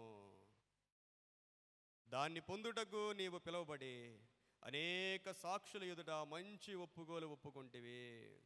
పౌలు గారు తిమోతికి వ్రాస్తూ 11వ వచనం, దైవజనుడా నీవైతే వీటిని విసర్జించు అన్నాడు. దైవజనుడు దేవుని కొరకు సేవ చేయాలి అనుకునేవాడు, దేవుని పరిచర్య చేయాలి అనుకునేవారు కొంత త్యాగము చేయాలండి. ఆ త్యాగము లేకుండా దేవుని సేవ అనేది లేదు. మా జీవితంలో దేవుడు ఎన్నో కార్యాలు చేశాడండి ప్రార్థన ద్వారా. దానికి రీజన్ ఒకటే, ప్రభు పిలిచినప్పుడు గుడ్డిగా అన్నీ విడిచిపెట్టి వచ్చేసానండి. అన్నీ విడిచిపెట్టేసి దైవజనుడా నీవైతే వీటన్నిటిని విసర్జించు. ఏం విసర్జించాలంటే ప్రాముఖ్యమైనది ధనాశని విడిచిపెట్టాలి. దేవుని సేవకు, దేవుని శక్తికి వ్యతిరేకమైనదే ధనము. ఒకడు దేవునికి స్త్రీకి రెండిటికి దాసులుగా ఉండలేరు, ఏదైనా ఒకటే కోరుకోవాలి. ధనాశ సమస్త కీడులకు మూలము అని దేవుని వాక్యం సెలవిస్తాం. దైవజనుడా నీవైతే వీటిని విసర్జించి విశ్వాస సంబంధమైన మంచి పోరాడము, దానికోసం నీవు పిలువబడ్డ దేవుని పని ఎవరు చేయాలనుకున్నా వారిలో ఒక సమర్పణ అనేది కావాలండి. సమర్పణ లేకుండా సేవ అనేది లేదండి. నాకు కుదిరితే చేస్తాను, వీలైతే చేస్తాను అని అనుకోకూడదండి. దేవుని పనికి అన్నిటికంటే మనము మొట్టమొదటి ప్రాముఖ్యతను మనం ఇవ్వాలి. దేవుని పని ఎలా చేయాలంటే ఆ పై వచనం రాశాడు, దైవజనుడా నీవైతే వీటిని విసర్జించి నీతిని, భక్తిని, విశ్వాసమును, ప్రేమను, ఓర్పును, సాత్వికమును సంపాదించుకున్నటకు ప్రయాసపడాలి. నీతి, భక్తి, విశ్వాసము, ప్రేమ, ఓర్పు, సాత్వికం సంపాదించుకోవాలని మనం ట్రై చేయాలి, ప్రభువుని అడగాలి. లేకపోతే దేవుని పనికి మనం పని చేయం. ప్రియమైన దేవుని బిడ్డలారా, దేవుని సేవ అంటే ఒక పోరాటం. ఎవరితో పోరాటం అంటే దురాత్మ శక్తులతో ఒక పోరాటం. మనం పోరాడేది ఈ లోకస్తులతో ఎవరితో కాదు, శరీరాలతో కాదు. మనం ఆత్మలో పోరాడే బిడ్డలుగా మనం ఉండాలి. మనం ఒకసారి ఆలోచన చేసుకోవాలి. దేవుని పని అనేసరికి ఎలాంటి ఆటంకాలు వస్తూ ఉన్నాయి. అప్పటి వరకు మిత్రులుగా ఉన్నవారు శత్రువులైపోతారు. అప్పటి వరకు ప్రేమించేవారు మనకు ద్వేషిస్తూ ఉంటారు. దేవుని పని అనగానే మనకు తెలియని ఒక పోరాటం. మన జీవితంలో మనం చూస్తూ ఉంటాం. ప్రియమైన దేవుని బిడ్డలారా, దేవుని పని చేయాలంటే ఒక కమిట్మెంట్ మనకు ఉండాలి. మన ప్రాణం కంటే దేవుణ్ణి ఎక్కువగా మనం ప్రేమించేవారుగా మనం ఉండాలి. దేవుడు వాడుకుంటాడు. ఈ మంచి పోరాటము పోరాడడానికి నీవు పిలువబడ్డావు. పోరాటములో మనం ఎన్నడూ కూడా వెనకడుగు వేయకూడదండి. ఆత్మీయమైన పోరాటాన్ని గురించి దేవుని యొక్క వాక్యంలో వ్రాయబడింది. ఎఫెసీయులకు రాసిన పత్రికలో మనం చదువుతాం 6వ అధ్యాయంలో. దేవుడు మనకు అన్నీ ఇచ్చాడు. తలకి రక్షణ అనే స్థిరస్థానం ఇచ్చాడు, సత్యం అనే దట్టి ఇచ్చాడు, నీతి అనే మైమరువి ఇచ్చాడు, పాదాలకు ఇచ్చాడు, అన్నిటికీ ఇచ్చాడు. కానీ వీపుకు మాత్రం మనకి దేవుడు ఏ ఆయుధాలు ఇవ్వాల. వీపుకి దేవుడు, మీరు చదవండి తర్వాత 6వ అధ్యాయంలో, తలకు ఉంది, అన్నిటికీ ఉన్నాయి, అన్ని అవయవాలకి దేవుడు ఇచ్చాడు. కానీ మనకి వెనకాల మాత్రం ఏ ఆయుధం లేదండి. అర్థం ఏంటంటే, ఒక్కసారి నాగటి మీద చేయి పెట్టాక ఏం చేయకూడదు, మనం వెనక్కి తిరిగి చూడకూడదండి. ఆత్మీయ జీవితంలో వెను తిరిగి చూడకూడదండి. ఒక్కసారి చేయి పెట్టాక మనం నడిపించేది దేవుడే. ఆయనే మనలో ఉండి కార్యాన్ని చేసుకుంటాడు. ప్రభువా నేను సిద్ధంగా ఉన్నాను నాయన, నేను దీనుండి నాయన అంటే మన దేవుడు మనల్ని మనతో ఉండి యుద్ధం చేయడానికి సిద్ధంగా ఉన్నాడు. అందుకే కీర్తనకారుడు అంటాడు, యుద్ధము యెహోవాదే. మోషే కూడా అదే మాట అంటాడు, యుద్ధము యెహోవాదే, మీరు నిలిచుండి చూడండి అన్నాడు. మనం నిలవబడ్డమేనండి. మన వంతులో మన క్రమములో మనం నిలవబడినప్పుడు మన దేవుడు మన పక్షంగా యుద్ధం చేసే దేవుడై ఉన్నాడు. ఎన్నడూ కూడా మనం యుద్ధం మనం కాదండి, మనతో ఉన్న మన దేవుడు మన పక్షంగా యుద్ధము చేసే గొప్ప దేవుడై ఉన్నాడు. చివరిగా మనం దేని కొరకు పిలువబడ్డామంటే, నేను ఇంతకుముందు కూడా మీకు తెలియజేశాను. పేతురు పత్రిక 1వ పత్రిక 3వ అధ్యాయము 9వ వచనాన్ని చదువుదాం. 3వ అధ్యాయము 9వ వచనం. ఆశీర్వాదానికి వారసులగుటకు మీరు పిలవబడితిరి గనుక కీడుకు ప్రతి కీడైనను దూషణకు ప్రతి దూషణ అయినను చేయక దేవుని యొద్దకు వచ్చిన ప్రతి ఒక్కళ్ళు కూడా దీవించబడిన వారే. ప్రభువు దగ్గరికి వచ్చి నేను ఇంకా అప్పుల్లో ఉన్నానండి, నేను దరిద్రములో ఉన్నానండి అనకూడదండి. అసలు మనం అప్పుల్లో దరిద్రతలో ఉన్నాము అంటే దేవుని ఆశీర్వాదంలో మనం లేవండి. చాలామంది అలా చెప్పుకుంటూ ఉంటారు, ఎంతో సేవ చేస్తున్నామండి, కష్టాల్లో ఉన్నాం అనగానే మనం ఏం చేస్తాం మనమేదో దేవుళ్ళమైపోయి వాళ్ళకి సహాయం చేయడానికి రెడీ అయిపోతాం. ఎన్నడూ అలా చేయకూడదండి. మనం దేవుడు ఎవరిని పిలిచినా సరే వాళ్ళు ఆశీర్వదింపబడిన వారే. దరిద్రత అనేది అపవాది యొక్క ఆయుధం. అది దేవుని సేవకుల్లో కానీ విశ్వాసుల్లో కానీ దేవుడు దరిద్రతను పెట్టేవాడు కాదాయన. మనల్ని సంపూర్ణంగా ఆశీర్వదించే దేవుడు. దరిద్రులను ఆశీర్వదించడానికి యేసుక్రీస్తు ప్రభువారు ఈ లోకానికి దరిద్రుడిగా వచ్చాడు. ఆయన దేవుడు రిక్తుడిగా వచ్చాడు. ఆయన దరిద్రతయే మనకు ఐశ్వర్యమని దేవుని యొక్క వాక్యం సెలవిస్తూ ఉంది. ఆశీర్వాదానికి నీవు వారసుడవు, వారసురాలవు. మనం దేనికి వారసులం అంటే ఆశీర్వాదానికి వారసులం. వారసులం అంటే కష్టపడకుండా వచ్చేది వారసత్వం. కష్టపడకుండా వచ్చేది మీ ఆస్తి అంతా మీ పిల్లలుగా ఇస్తారు. వాళ్ళు ఏ కష్టం పడక్కర్లా, ఏ కష్టం వాళ్ళు చేయక్కర్లా. మీరు కష్టపడేది అంతా కూడా వాళ్ళకే. అలాగే దేవుడు ఎన్ని మనకే. యేసుక్రీస్తు ప్రభు సిలువలో ఎన్ని శ్రమలు పొందాడో, ఆయన ఈ లోకంలో ఎన్ని కష్టాలు పొందాడో, అవన్నీ కూడా మనల్ని ఆశీర్వదించుట కొరకే. ఆశీర్వాదానికి వారసులుగా ఉండుటకు మీరు చెప్పండి, మీరు మంచి మాటే కదా మీది, చెప్పండి అందరూ ఒకసారి. ఆశీర్వాదానికి చెప్పండి, ఆశీర్వాదానికి వారసులుగా ఉండుటకు మీరు పిలువబడితిరి. ప్రతిదానికి కండిషన్ అప్లై. ఈ లోకంలో ఏంటంటే ఏదైనా ఉందనుకోండి, ఏదో అడ్వర్టైజ్మెంట్ ఇస్తారు, కింద మనకి కండిషన్స్ కనపడకుండా పెడతారు. ప్రభు అలా పెట్టల, కండిషన్స్ అప్లై. ఏంటి కండిషన్ అంటే కీడుకు, అక్కడ ఏముంది, కీడుకు చెప్పండి, కీడుకు ప్రతి కీడైనను దోషణకు ప్రతి దోషణ అయినను చేయక దీవించుడి. అంటే మనకి ఈ లోకంలో మనల్ని ఆశీర్వాదానికి వారసులుగా చేసేవాళ్ళు ఎవరంటే, మన దీవెనకు కారణం ఎవరంటే మనకు కీడు చేసేవాళ్ళు, మనల్ని దూషించేవాళ్ళు. వాళ్ళ ద్వారానే మనకు ఆశీర్వాదాలు అండి. మనల్ని పొగిడే వాళ్ళ ద్వారా ఆశీర్వాదాలు రావు. కీడుకు ప్రతి కీడు చెయ్యొద్దు. అందరూ చెప్పండి ఒకసారి. కీడుకి మీకు ఎవరైనా కీడు చేశారనుకోండి, దేవుడు దీవించును కాకనండి. ఒక్కటే మాట, ఇంకేం మాట్లాడద్దండి. ఒక్కటే మాట, అసలు రెండో మాట వద్దు. ఎవరైనా దూషించారనుకోండి, ఏం చేయాలి? దేవుడు నిన్ను, చెప్పండి, దేవుడు నిన్ను, అంతే. కీడుకు ప్రతి కీడు చెయ్యక, దోషణకు ప్రతి దోషణ చెయ్యక ఏం చేయాలంట? దీవించుడి. అప్పుడేమవుద్ది?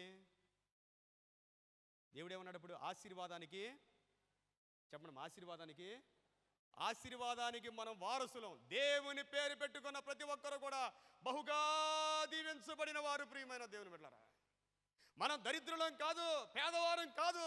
యేసు నామములో పేదరికం అనేదే లేదు. యేసు నామం అంటే బహుగా ఆశీర్వదించే నామం. నువ్వు దేవుని ద్వారా దీవించబడిన వ్యక్తివి. ప్రభువు దగ్గరికి వచ్చిన వాళ్ళు ఎవరైనా సరే వారు బహుగా దీవించబడిన వారు. ఈరోజు మనం చదివిన యెషయా గ్రంథంలో 45వ అధ్యాయంలో మొదటి మూడు వచనాల్లో పేరు పెట్టి, 3వ వచనం, పేరు పెట్టి నిన్ను పిలిచిన ఇశ్రాయేలు దేవుడైన యెహోవాను నేనే అని నీవు తెలుసుకున్నట్లు అంధకార స్థలములలో ఉంచబడిన నిధులను, రహస్య స్థలములలోని మరుగైన ధనాన్ని నీకు ఇస్తాను.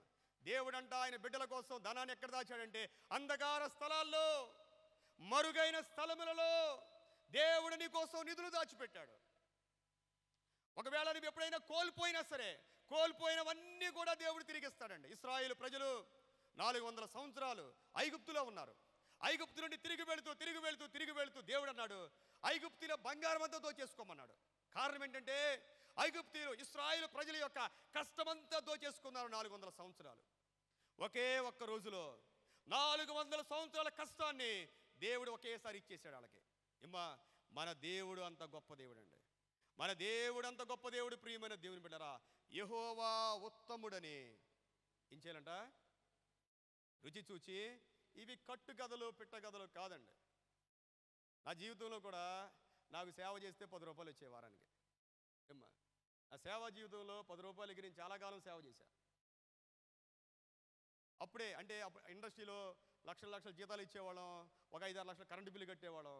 సేవలోకి వచ్చాక సుమారు ఒక 2 సంవత్సరాలు వారానికి 10 రూపాయలు వచ్చాయి. 10 రూపాయలు తీసుకుని దేవానికి స్తోత్రం అనుకునేవాడిని. అలాగ కొన్ని 4-5 సంవత్సరాలు సేవ చేస్తే ఎంత 2,000, 3,000 వచ్చాయి. డబ్బులు లేకపోతే ఎవరైనా ఎలా ఉంటుంది ఇంట్లో? మగవాళ్ళకి డబ్బులు లేకపోతే ఆడవాళ్ళు మామూలుగా సాధించరండి. ఒక పక్కన అనేక అద్భుతాలు జరుగుతూ ఉంటాయి, చూస్తే రోగాలు పోయేయండి, అంత అభిషేకం ఉండేది. కానీ చేతిలో డబ్బులు, నేను ఎప్పుడు డబ్బుల కోసం ఎన్నడూ కూడా ఎవరింటికి, ఈ రోజు వరకు కూడా ఎవరింటికి ఎక్కడికి వెళ్ళడం తెలియదు నాకు. చాలా మాటలు అనేసి ఒక రోజు ప్రార్థన చేశానండి. నేను చేసిన ప్రార్థన ఏంటంటే, ప్రభువా మా పాస్టర్ గారి కన్నా ₹1 ఎక్కువ రావాలని ప్రార్థన చేశాను. నేను చేసిన ప్రార్థన అదేనండి.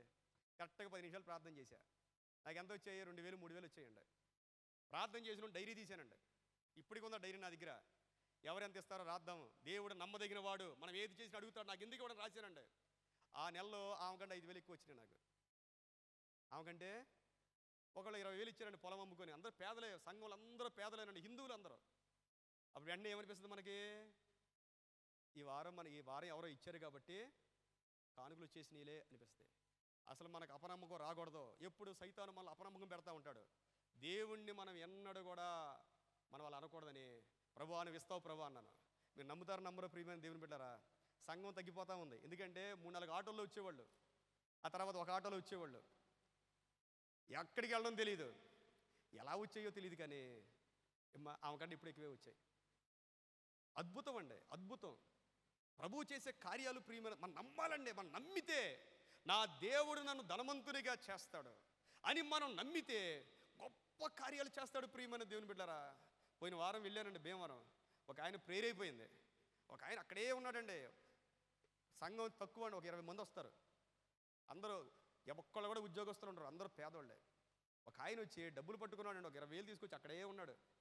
అందరూ వెళ్ళిపోయిన తర్వాత వచ్చి ప్రేయర్ చేయించుకొని, పాస్టర్ గారు అందరూ వెళ్ళిపోయేదాకా ఉండి చేతులు కానుక పెడుతున్నాడండి ఆయన. ఏంటంటే 10 లక్షలు అప్పు తీరిపోయిందండి, చెరువు పట్టానండి పాస్టర్ గారు. ఎన్నో అద్భుతాలు ప్రియమైన దేవుని బిడ్డలారా. మనం ఎక్కడికి వెళ్ళక్కర్లేదమ్మా. ఆశీర్వదించడానికి ప్రభువు పిలిచాడు నిన్ను. ప్రభు పిలుపులోనే ఆశీర్వాదం ఉంది.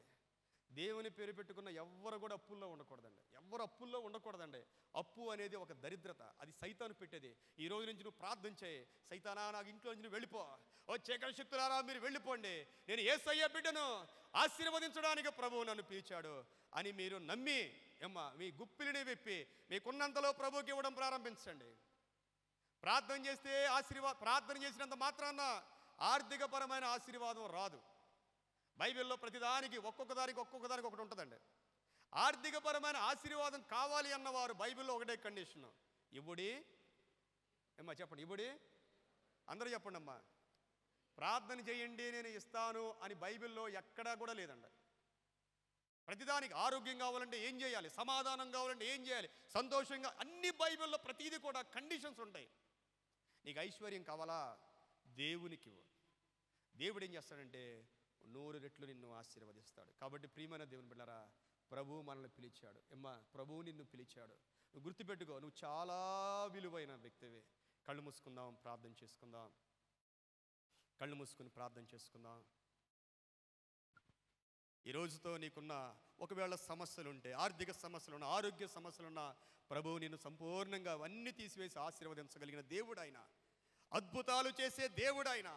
నీ జీవితంలో నీలోనికి వచ్చి, నీ కుటుంబంలోనికి వచ్చి ప్రతి సమస్యను కొట్టివేయగలిగిన సమర్థుడు ఆయన. నువ్వు ఆహ్వానించు ప్రభువుని, అయ్యా నాలోనికి రా, నా కుటుంబంలోనికి రా. ఎప్పుడైతే నువ్వు ఆహ్వానిస్తావో, ప్రభు పిలుపునకు లోపడతావో, సమృద్ధిగా దీవిస్తాడు. మన దేవుడు నమ్మదగిన దేవుడు. నువ్వు పిలుపునకు లోబడితే చాలు, సమృద్ధిగా దీవిస్తాడు. హల్లెలూయా. పరిశుద్ధుడా నీకు వందనాలు చెల్లిస్తా ఉన్నాం. మేమందరం నీ బిడ్డలము నాయనా, మాకు దైవిక జ్ఞానాన్ని ఇవ్వండి ప్రభువా. తండ్రి మమ్మల్ని వెలిగించు ప్రభువా, సంతోషముతో నింపు ప్రభువా. నిజముగా నీ పిలుపు ప్రతి ఒక్కరూ అర్థం చేసుకోగలుగుటకు సహాయం చేయండి నాయనా. నీ పిలుపునకు లోబడిన తండ్రి సమృద్ధిగా బిడ్డలు దీవించబడుదురుగాక, సమృద్ధిగా బిడ్డలు ఆశీర్వదింపబడుదురుగాక, నీ కృపలో వర్ధిల్లుదురుగాక. నీకు స్తోత్రాలు చెల్లిస్తా ఉన్నాం. ఘనులైన అయ్యా నాయనా మరి ప్రభాకర్ గారి కొరకు వందనాలు. ఎంతో పరిచర్య నాయనా తండ్రి, 3 సంఘాల యొక్క పరిచర్య, దైవిక జ్ఞానాన్ని మంచి ఆరోగ్యంతో నింపండి. మా అడ్వైజరీ కమిటీని మీరు దీవించి ఆశీర్వదించండి అయ్యా. మా ప్రెసిడెంట్ గారు, వైస్ ప్రెసిడెంట్ గారు, సెక్రటరీ గారు, జాయింట్ సెక్రటరీ గారు, ట్రెజరర్ గారు, అయ్యా నాయన మరి జాయింట్ ట్రెజరర్ గారు అందరినీ మీరు దీవించండి. డీకన్ మెంబర్స్ని మీరు దీవించండి. స్త్రీల సమాజ కన్వీనర్ గారిని, వారి కుటుంబాన్ని మీరు దీవించండి నాయన. మెట్టుకు సంఘములో ప్రతి ఒక్కరము నాయన ఈ సేవ యొక్క అభివృద్ధి కొరకు పాటుపడగలుగుటకు సహాయము చేయమని యేసు క్రీస్తు వారి పరిశుద్ధ నామములో వేడుకను ప్రార్థిస్తూ ఉన్నాము తండ్రి, ఆమేన్. సమస్త జ్ఞానమునకు మించిన దేవుని సమాధానము యేసు క్రీస్తు వలన మన హృదయములకును తలంపులకును కాబలియుండును గాక, ఆమేన్. ఈ సమయంలో మరి ట్రెజరర్ గారు, వారి బృందం వచ్చి కానుకలు స్వీకరించవలసిందిగా ఆహ్వానిస్తూ ఉన్నాం. మరి యవనస్తులు వచ్చి పాట పాడవలసిందిగా ఆహ్వానిస్తూ ఉన్నాం.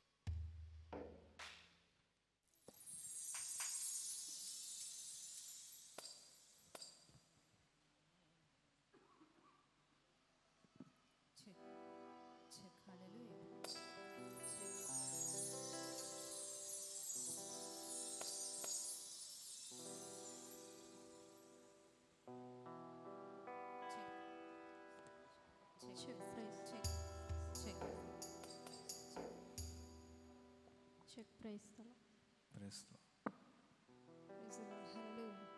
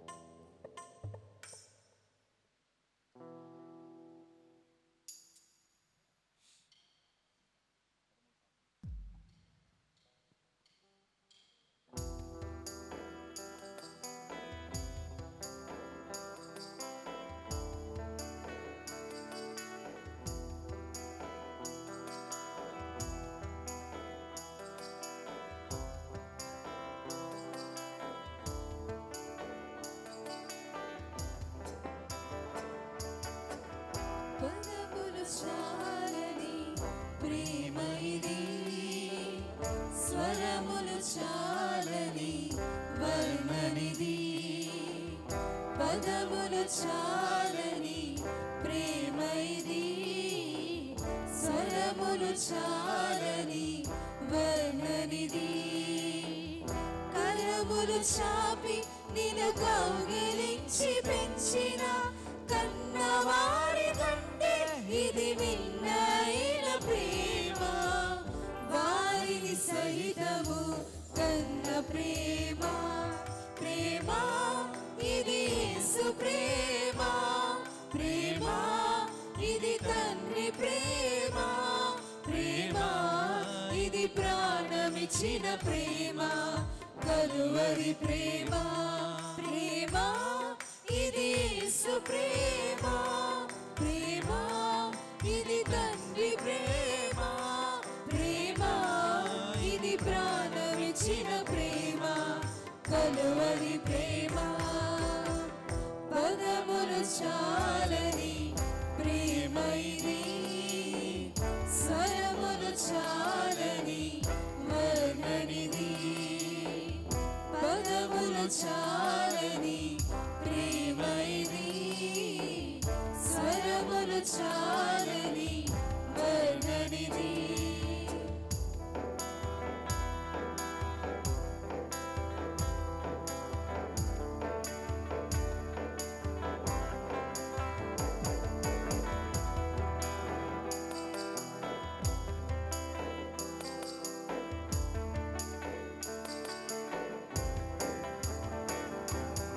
నవమాసము మోసి ప్రయోజకులను చేసిన కన్న బిడ్డలే నిన్ను వెలివేసిన.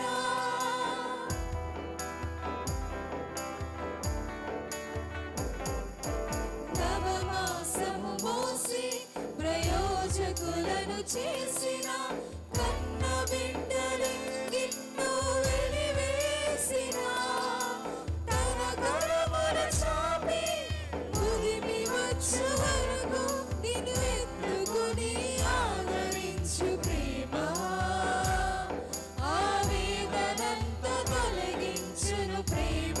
ప్రేమ ప్రేమ ఇది యేసు ప్రేమ. ప్రేమ ఇది తండ్రి ప్రేమ.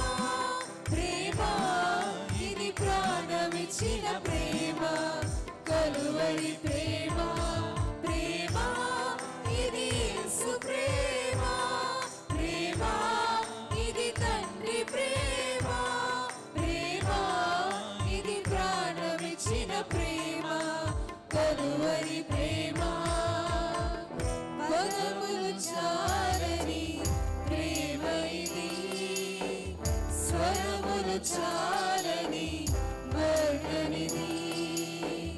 పదములు చాలని ప్రేమ ఇది. స్వరములు చాలని వర్ణనిది.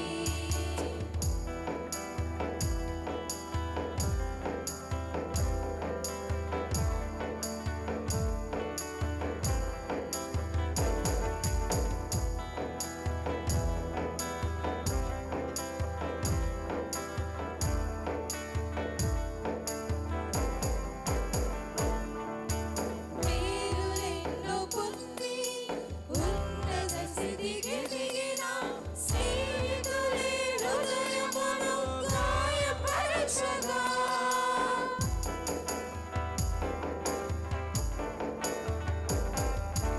మేలులెన్నో పొంది ఉన్నత స్థితికి దిగిన స్నేహితులే హృదయమును గాయపరచగా. మేలులతో నింపి అద్భుతములు చేసి క్షమించుట నేర్పించెడి ప్రేమ. శాంతితో నడిపించెడి ప్రేమ.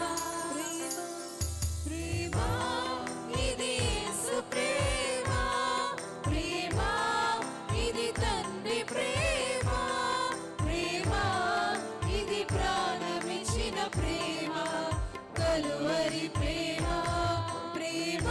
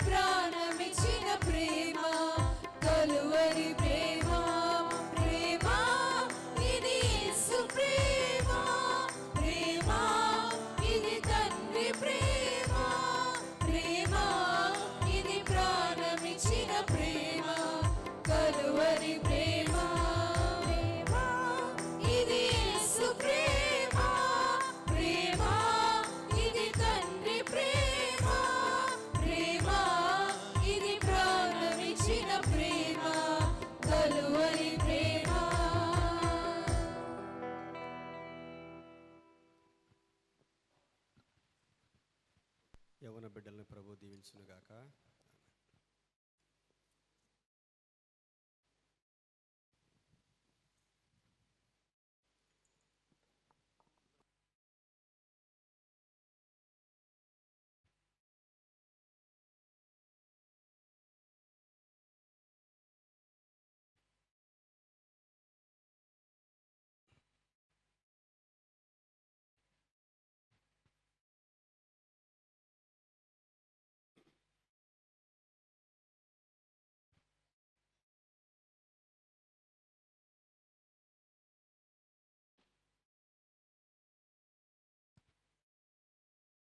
కానుకల కొరకు ప్రార్థన చేద్దాం. అలాగే ఎవరైనా ప్రార్థన అవసరతలు ఉన్నవారు వారి కోసం కూడా ప్రత్యేకంగా ప్రార్థన చేయకుండా కనుక. పరిశుద్ధుడా, ప్రేమ కలిగిన తండ్రి, నీకు వందనాలు. విలువైన కానుకలు, ప్రథమ ఫలములు, ప్రతిష్టార్పణలు నీ బిడ్డలునైనా నీకు సమర్పించి ఉంటుండగా ఈ కానుకలను ఈ రాజ్య వ్యాప్తి కొరకు వాడుకుండి నాయనా. కానుకలు సమర్పించిన ప్రతి ఒక్కరిని నూరంతలుగా మీరు దీవించండి. వారి అవసరాలేంటో యేసు నామములో వారి ప్రతి అవసరము తీర్చబడును గాక. ఉద్యోగాల్లో ప్రమోషన్లు మీరు ఇవ్వండి, ఆర్థిక సమస్యలు మీరు తీర్చండి, ఘనమైన కార్యాలు మీరు జరిగించండి. అయ్యా, ఇవ్వలేని వారు ఇవ్వగలిగిన శక్తిని, సామర్థ్యాన్ని ఈ నామములో అనుగ్రహించమని ప్రార్థన చేస్తూ ఉన్నాము తండ్రి. నీకు వందనాలు. అయ్యా, బిడ్డలు నాయన ప్రార్థన అవసరతల కొరకు నీ సన్నిధిలో నిలవబడి ఉన్నారు. ఆత్మీయంగా బిడ్డలు బలపడుదురుగాక, ప్రార్థనలో విశ్వాసములో ఎదుగుదురుగాక, సంతోషముతో నింపబడుదురుగాక. ఆనంద తైలాభిషేకము ప్రతి ఒక్కరి మీద మీరు ప్రోక్షించండి. మంచి ఆరోగ్యాలు ఇవ్వండి. ప్రతి బలహీనతను కొట్టివేయండి నాయన. ప్రతి అవసరము యేసు నామములో తీర్చబడును గాక. యేసు యొక్క రక్తము ప్రతి బిడ్డ మీద, ప్రతి కుటుంబం మీద ప్రోక్షింపబడును గాక. నా దేవా, నీకు వందనాలు చెల్లిస్తూ ఉన్నాం. సమస్త మహిమ మీకే కనుగును గాక. మా 3 సంఘాలు మీరు దీవించండి, సేవకులను మీరు దీవించండి నాయన. అడ్వైజరీ కమిటీని అందరినీ మీరు దీవించి ఆశీర్వదించమని. మేమందరం నాయన వచ్చే వారం 10 గంటల కంటే అయ్యా సమయానికి నీ పాదాల యొద్ద ఉండగలుగుటకు ప్రతి ఒక్కరికి అవకాశం దయచేయమని, సంఘాన్ని విస్తరింపచేయమని యేసు క్రీస్తు వారి పరిశుద్ధ నామములో వేడుకొని ప్రార్థిస్తూ ఉన్నాము తండ్రి. ఆమేన్.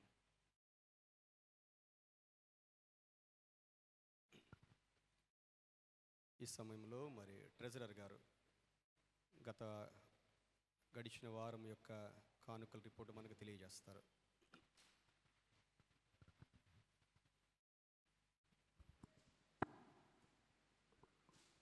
దేవాది దేవునికి నా నిండు వందనాలు తెలియజేస్తున్నానండి. కూడి వచ్చిన సంఘం అందరికీ వందనాలు. చక్కటి వాక్య పరిచయం చేసిన పాస్టర్ గారికి వందనాలండి. గత వారము సంఘమంతా కలిసి దేవునికి సమర్పించిన కానుక 66,500. మరి గత వారం వరకు మా టెన్యూర్లో దేవునికి మన సంఘం నుంచి మెయిన్ చర్చికి సమర్పించిన కానుక 17,43,000 రూపాయలుగా తెలియజేస్తున్నానండి. మరి ఈ మహోన్నత మందిరంలో దేవుడు మరొకసారి ఈ యొక్క మందిరంలో మేము దేవుని పనిపట్టిగా వాడబడడానికి మాకు ఇచ్చినటువంటి అవకాశాన్ని బట్టి మరి అన్న కోలాటి ప్రభాకర్ గారికి మరొకసారి ప్రత్యేక వందనాలు తెలియజేస్తున్నాను. మరి ఈ టెన్యూర్లో మేము అందుబాటులో లేకపోయినప్పటికీ కార్యక్రమాలన్నీ చక్కగా జరిగించిన మా ప్రెసిడెంట్ గారికి మా యొక్క వందనాలు తెలియజేస్తున్నానండి. అందరికీ వందనాలు.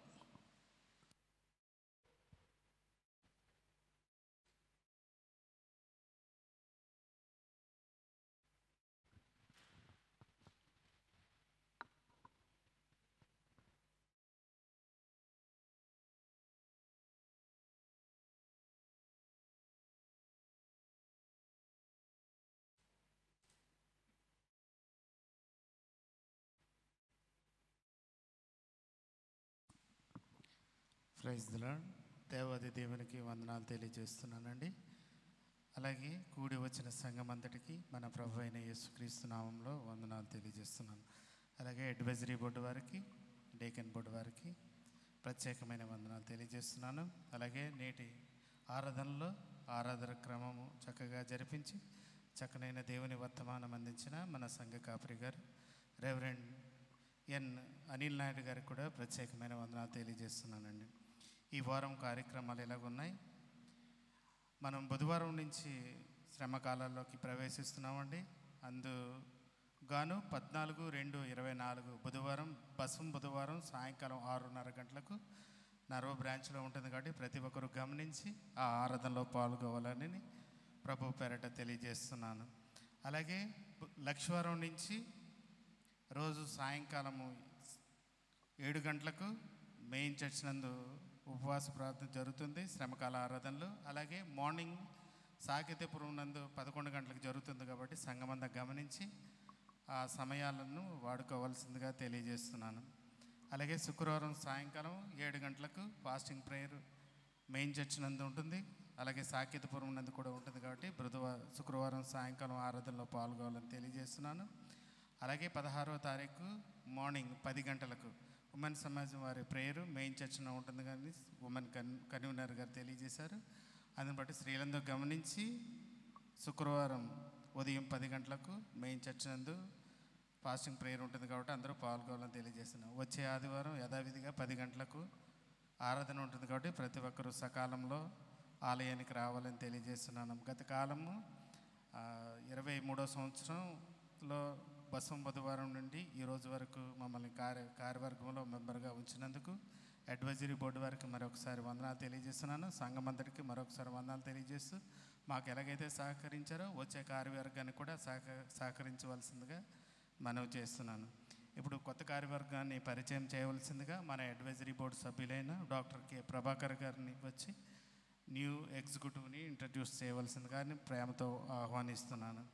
అలాగే వారితో పాటు శ్రీ యు వరకుమార్ గారిని వేదిక మీదకి రావాల్సిందిగా మనవి చేస్తున్నాను. అలాగే ట్రెజరర్ గారు వివి రావు గారిని కూడా వేదిక మీదకి రావాల్సిందిగా మనవి చేస్తున్నాను.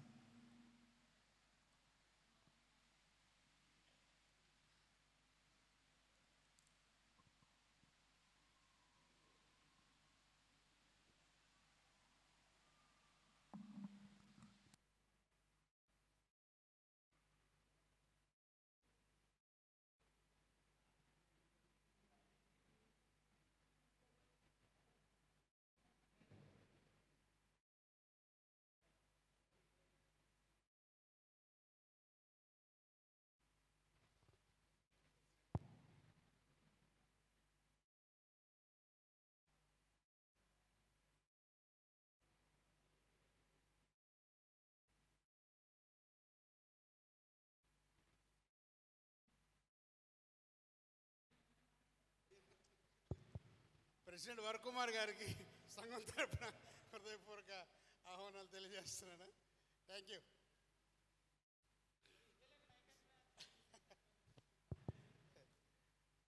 ప్రియమైన దేవుని సంఘమా, నిన్న 3 సంఘాల మరి డీకన్ బోర్డు మెంబర్సు అలాగే ఎగ్జిక్యూటివ్ వాళ్ళు కలిపి advisers final deacon board meeting NAD చర్చ్లో పెట్టడం జరిగింది. ఉదయం 9 గంటలకు కూర్చున్నాం, మరి రాత్రి 7 అయిపోయింది.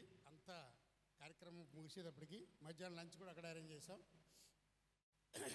ఇది పెద్ద యజ్ఞం. నాకు చాలా సంతోషంగా ఉంది మన నర్వ చర్చిని బట్టి.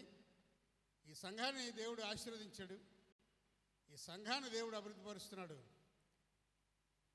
మొదటిగా తమ్ముడు 2వ దినవృత్తాంతాల గ్రంథం 7వ అధ్యాయం 16వ వచనం ఒకసారి చదువుతాము. గట్టిగా చదువు, నీ వాయిస్లో చదువు. 15, 16 వచ్చింది. 16 2వ దినవృత్తాంతాల గ్రంథం 7వ అధ్యాయం 16వ వచనం గట్టిగా చదువుతాము. ఈ సంఘానికి దేవుడు ఇచ్చిన వాగ్దానం అదే, ఆ వాగ్దానం మీదే ఈ సంఘం నడుస్తుంది. 2వ దినవృత్తాంతాల గ్రంథం 7వ అధ్యాయము 16వ వచనం. నా పేరు ఈ మందిరమునకు నిత్యము ఉండునట్లుగా నేను దాన్ని కోరుకొని పరిశుద్ధపరచితిని. నా దృష్టియు నా మనస్సును నిత్యము దాని మీద నుండును. ఆమేన్. ఈ స్థలమందు చేయబడు ప్రార్థన మీద నా కనుదృష్టి నిలుచును, నా చెవులు దానిని ఆలకించును. Thank you.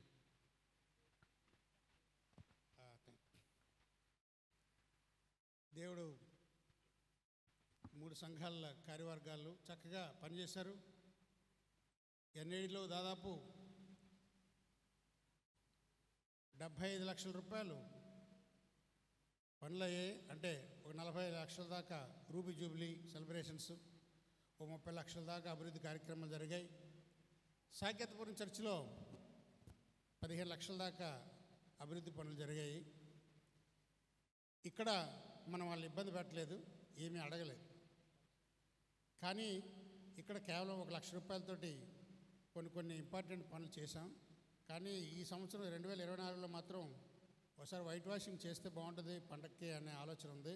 వైట్ వాషింగ్ చేయాలన్నా 3-4 లక్షలు అవుతుంది. ఇక్కడ పెద్ద మందిరం కాబట్టి ఎదర చక్కగా రైలింగ్స్ అయ్యి ప్రెసిడెంట్ గారు చేయించారు. మరి వరకుమార్ గారి గురించి ఒక మాట మళ్ళీ నేను చెప్తాను, మీకు గుర్తు చేస్తున్నాను. తన ఆరోగ్య పరిస్థితి కొంచెం ఇబ్బందికరంగా ఉన్నప్పటికీ, ముఖ్యంగా మోకాళ్ళ నొప్పులు, చాలా సంవత్సరం అంతా చాలా కష్టపడి పనిచేశాడు ఆయన ఒక నిశ్చయం తీసుకున్నాడు. రాబోయే మార్చి నెలలో ఈ 2 మోకాళ్ళ చెప్పులు మరి మార్పించుకొని Germany made in by Germany artificial చెప్పులు వేయించుకోవాలని తను ప్రిపేర్ అవుతున్నాడు. మీరందరూ నిత్యము మీ కుటుంబ ప్రార్థనలో ప్రార్థన చేయండి. ఆయన ఆ మోకాల చెప్పులు మరి రీప్లేస్ చేయించుకొని మళ్ళీ చక్కగా ఆరోగ్యవంతంగా ఎవరో సాయం లేకుండా మెట్లు ఎక్కగలిగి చక్కగా తన పనులు చేసుకుని మళ్ళీ ఇదే సంఘ అధ్యక్షులుగా మళ్ళీ వచ్చి బాధ్యతలు స్వీకరించాలని మీరు మరి ప్రేమతో మీరు ప్రార్థించాలని, ప్రతిరోజు మీ కుటుంబ ప్రార్థనలు మీకున్న ప్రార్థన లిస్టులు అవసరతలో ఇదొక అంశంగా చేర్చుకొని ప్రార్థన చేయాలని నేను మిమ్మల్ని హృదయపూర్వకంగా కోరుతున్నాం. మరి 2023-24 సంవత్సరానికి ప్రెసిడెంట్గా యువి కుమార్ గారు, వైస్ ప్రెసిడెంట్గా జి హెబ్రోన్ రాజు గారు, సెక్రటరీగా శ్రీ కె యోధా గారు, జాయింట్ సెక్రటరీగా శ్రీ జి నాగరాజు గారు, ట్రెజరర్గా వివి రావు గారు, జాయింట్ ట్రెజరర్గా శ్రీ ప్రదీప్ కుమార్ గారు, ఆడిటర్గా ఎంఎస్సి కుమార్ గారు, మన సమాజ్ కన్వీనర్గా శ్రీమతి పి హెల్డా సామ్యుల్ గారు, యూత్ కన్వీనర్గా Chiranjeevi K Manoj Kumar, Sunday school సూపరింటెండెంట్గా శ్రీమతి ఈదా భాను గారు, అదేవిధంగా మరి ఆఫరింగ్స్ శ్రీమతి జి సుధా, మరి సంఘ పెద్దలుగా పి సామ్యుల్ కుమార్ గారు, ఎన్ ఆంటోనీ గారు, కె కిషోర్ బాబు గారు, వి శివ గారు, వైఎన్ బాబు గారు, ఎం చంద్రశేఖర్ గారు, జి ఆదిశేష్ గారు, ఎం విక్టర్ గారు, వీళ్ళందరూ అపూర్వమైనటువంటి వెలకట్లేని సేవలు అందించి మన సంఘం యొక్క మరి గౌరవ మర్యాదల్ని ఎంతో ఇనుమడింపజేశారు. కాబట్టి మనందరి తరపున హృదయపూర్వక వారికి అభినందనలు, కృతజ్ఞతలు తెలియజేస్తున్నాను. మీరు అందరూ ఒక్కసారి కరతాళ ధ్వనులతో ఆ కార్యవర్గాన్ని అభినందించాల్సిందిగా మనం చేస్తాం. Thank you వరుణాల్. 2024-2025 సంవత్సరానికి గాను నూతన కార్యవర్గంగా మరి నర్వ బ్రాంచ్కి ఏర్పాటు చేయనటువంటి వారిని ఆహ్వానిస్తున్నా. మొట్టమొదటిగా సంఘాధ్యక్షులుగా డాక్టర్ హెబ్రోన్ రాజు గారిని వేదిక మీదకి ఆహ్వానిస్తున్నా.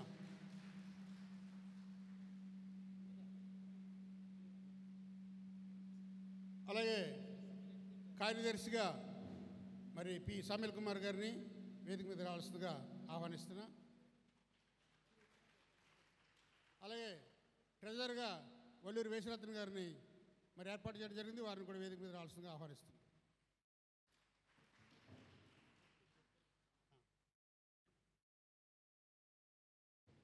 సో వీరి ముగ్గురిని ముందుగా అంటే మెయిన్ పాత్రధారులు కాబట్టి వీరి ముగ్గురిని పుష్పగుచ్చంతో మరి ఫార్మర్ కార్యవర్గం వారిని అభినందిస్తున్నారు. వారికి కూడా హృదయపూర్వక వందనాలు తెలియజేస్తూ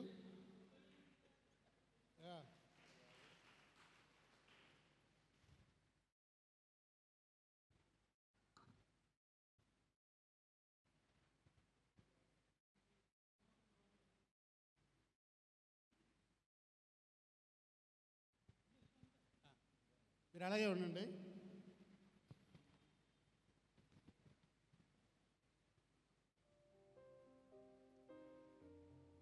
వైస్ ప్రెసిడెంట్గా శ్రీ ఎన్ ఆంటోనీ గారు, తమ్ముడు ఎన్ ఆంటోనీ గారు, అలాగే జాయింట్ సెక్రటరీగా జి నాగరాజు గారు, జాయింట్ ట్రెజరర్గా జి ఆదిశేషు,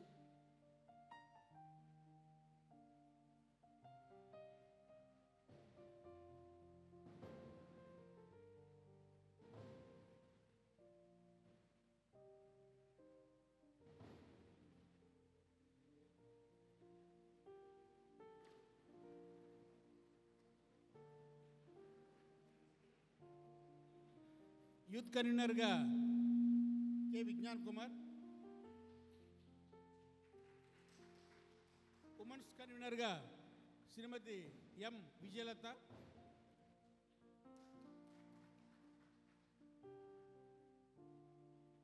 ఆఫరింగ్స్కి శ్రీమతి పోతుల సంజీవ్ కుమారి,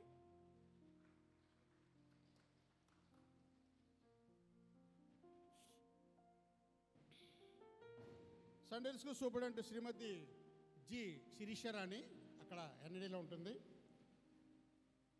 మరి సంఘ పెద్దలుగా Shri K Kishore Babu, K Yodha, Shri VV Rao, M Chandrasekhar, YN Babu, S Pradeep Kumar, M Victor ఉంటే వీళ్ళందరూ వేదిక మీదకి రండి. ఇది టీం 2024-25 సంవత్సరానికి ఈ యునైటెడ్ క్రైస్ట్ చర్చ్ నరో బ్రాంచ్ని అతి ప్రతిష్టాత్మకంగా దీన్ని తీర్చిదిద్ది ఆధ్యాత్మిక సంఘ కార్యక్రమాల్ని సంఘ కాపరి గారి యొక్క ప్రార్థన ఆశీస్సులతోటి వాళ్ళు ముందుకు వెళ్ళాలని ఆశిస్తున్నాను. మరి ఈ కార్యవర్గాన్ని ఆశీర్వదిస్తూ పాస్టర్ గారు ప్రార్థన చేయాల్సిందిగా, మరి అవుట్ గోయింగ్ టీంని అదే ఇన్కమింగ్ టీంని కూడా ఉద్దేశిస్తూ మీరు ప్రార్థించాల్సిందిగా కోరుతున్నా. ప్రార్థన చేద్దాం. పరిశుద్ధుడా, ప్రేమ కలిగిన తండ్రి, నీకు వందనాలు. నీవు పరలోకము నుండి అనుగ్రహించకుండా భూలోకములో మాకు ఏది లేదు నాయనా. గడిచిన సంవత్సరం అంతా 23-24 సంవత్సరంలో కార్యవర్గాన్ని మీరు బలపరిచి మీరు వాడుకున్నారు. తిరిగి వారిని నూతనపరచండి, నూతన శక్తితో నింపండి నాయన. నీకు స్తోత్రాలు చెల్లిస్తామన్నాం. వారు చేసిన పరిచర్యను బట్టి సంఘాన్ని దీవించారు, కుటుంబాలను దీవించారు. బిడ్డలకు ఇంకా అధికమైన కృప దయచేయమని ప్రార్థిస్తున్నాం. మరి 24-25 సంవత్సరం గాను మీరు మాకు అనుగ్రహించిన ఈ నూతన కార్యవర్గం కొరకు వందనాలు ప్రభువా. మేము బలహీనులము నాయన. మోషే నేను ఏ పాటి వాడను అన్నాడు, కానీ నేను నీకు తోడుగా ఉంటాను అన్నావు. మీ బిడ్డలకు తోడుగా ఉండండి నాయన, ధైర్యపరచండి నాయన, హస్తాలను బలపరచండి నాయన, జ్ఞానాత్మతో నింపండి నాయన, సమర్పణతో మీరు నింపండి నాయన. బిడ్డలను నూతనపరచమని అడుగుచ్చు ఉన్నాం ప్రభా. బిడ్డల చుట్టూ, కుటుంబాల చుట్టూ మీరు కంచె వేయమని ప్రార్థన చేస్తూ ఉన్నాం. ఈ 24-25 సంవత్సరంలో సంఘములో గొప్ప ఉజ్జీవం చూడడానికి, సంఘమంతా నింపబడడానికి, నీ గొప్ప మహిమను చూడడానికి బిడ్డల్ని బలపరచమని అడుగుచ్చు ఉన్నాము తండ్రి. నీకు స్తోత్రాలు. ప్రభాకర్ అన్న గారి కొరకు వందనాలు, అడ్వైజరీ కమిటీ కొరకు వందనాలు. బిడ్డల ద్వారా మీరు సంఘ కార్యక్రమాలు జరిగిస్తూ ఉన్నారు. ఇంకనూ బలపరచమని ప్రార్థిస్తున్నాం. బిడ్డలందరూ నైనా సంఘానికి క్షేమముగా, దీవెనకరముగా, ఆశీర్వాదకరంగా వాడుకోమని, ఎవరిని దుష్టుడు ముట్టకుండా, ఎవరిలోనికి దుష్టుడు ప్రవేశించకుండా బిడ్డలునైనా ఎంతో ప్రార్థనాపూర్వకంగా ఉండగలుగుటకు సహాయము చేయమని యేసు క్రీస్తు వారి పరిశుద్ధ నామములో వేడుకను ప్రార్థిస్తూ ఉన్నాము తండ్రి. ఆమేన్.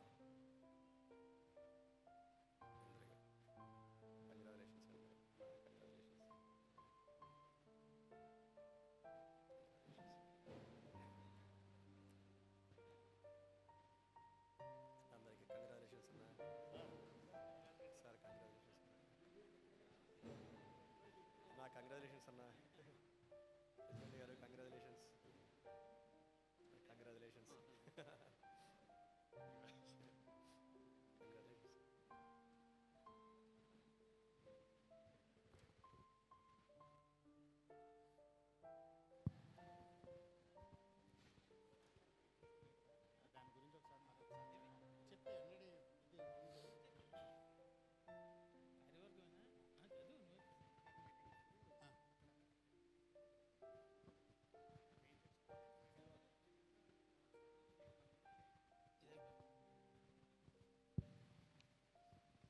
ఎన్ఏడి సంఘ కార్యవర్గాన్ని కూడా జస్ట్ మీకు చదివి వినిపిస్తాను. మీకు ఏమైనా ఐడియా ఉంటే ఆ వ్యక్తులు అంటే మీకు తెలియాలి కదా అని. 2024-2025 సంవత్సరానికి గాను మన ఎన్ఏడి మెయిన్ సంఘానికి సంఘాధ్యక్షులుగా కె ప్రసన్న కుమార్, మా అబ్బాయి మీకు తెలుసు కదా.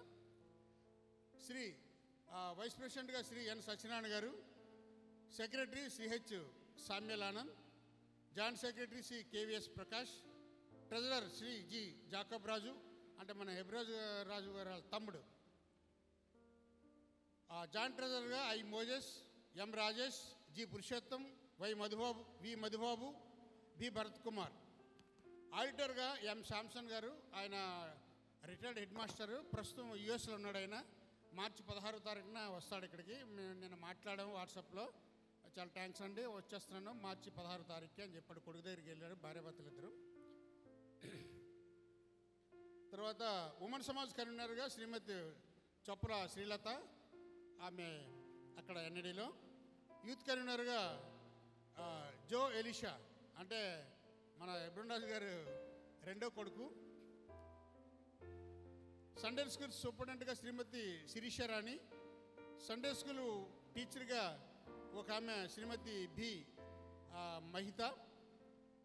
రెండో టీచర్గా కే కవిత, అంటే మా కోడలు. అలాగే offerings Shrimati P Shanti, Shrimati N Keziah Kumari, Shrimati Padmapriya, Shrimati Paila Mary Mamata. సంఘ పెద్దలుగా A Surendrarao, KK Murthy, GJ Prabhakar Rao, L Rajendra Prasad, P Jacob Raju, U Varakumar, Shri B Somesh, Shri K Prasad, M Samuel, L Radhakrishna, B Harinath Babu, M Anand Kumar, D Sundar Kumar, G Jacob Rajan, P Sanjeevarao, P Sebastian, B Prashanth, V Siva, D Krishna. ఇది టీం ఎన్ఏడి చర్చ్కి. ఇకపోతే సాకేతపురం చర్చ్కి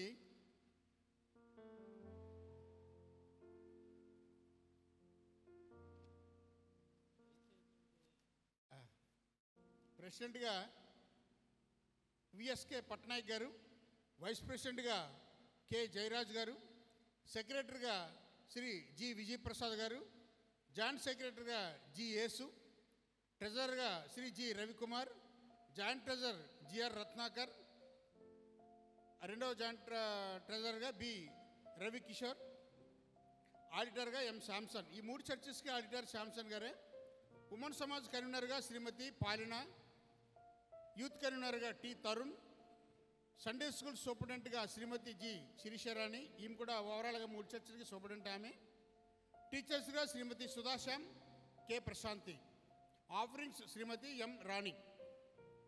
డీకన్ బోర్డ్ పెద్దలుగా V Johnson, V John Milton, MSD Kumar, P David Raju, S Vinod Kumar, PDV Prasad, B Vijay Kumar, CH Sampath Kumar, P Ratnaraju, MV Ramana, K Kamala Prasad, K Venkatrao, DS Surendra.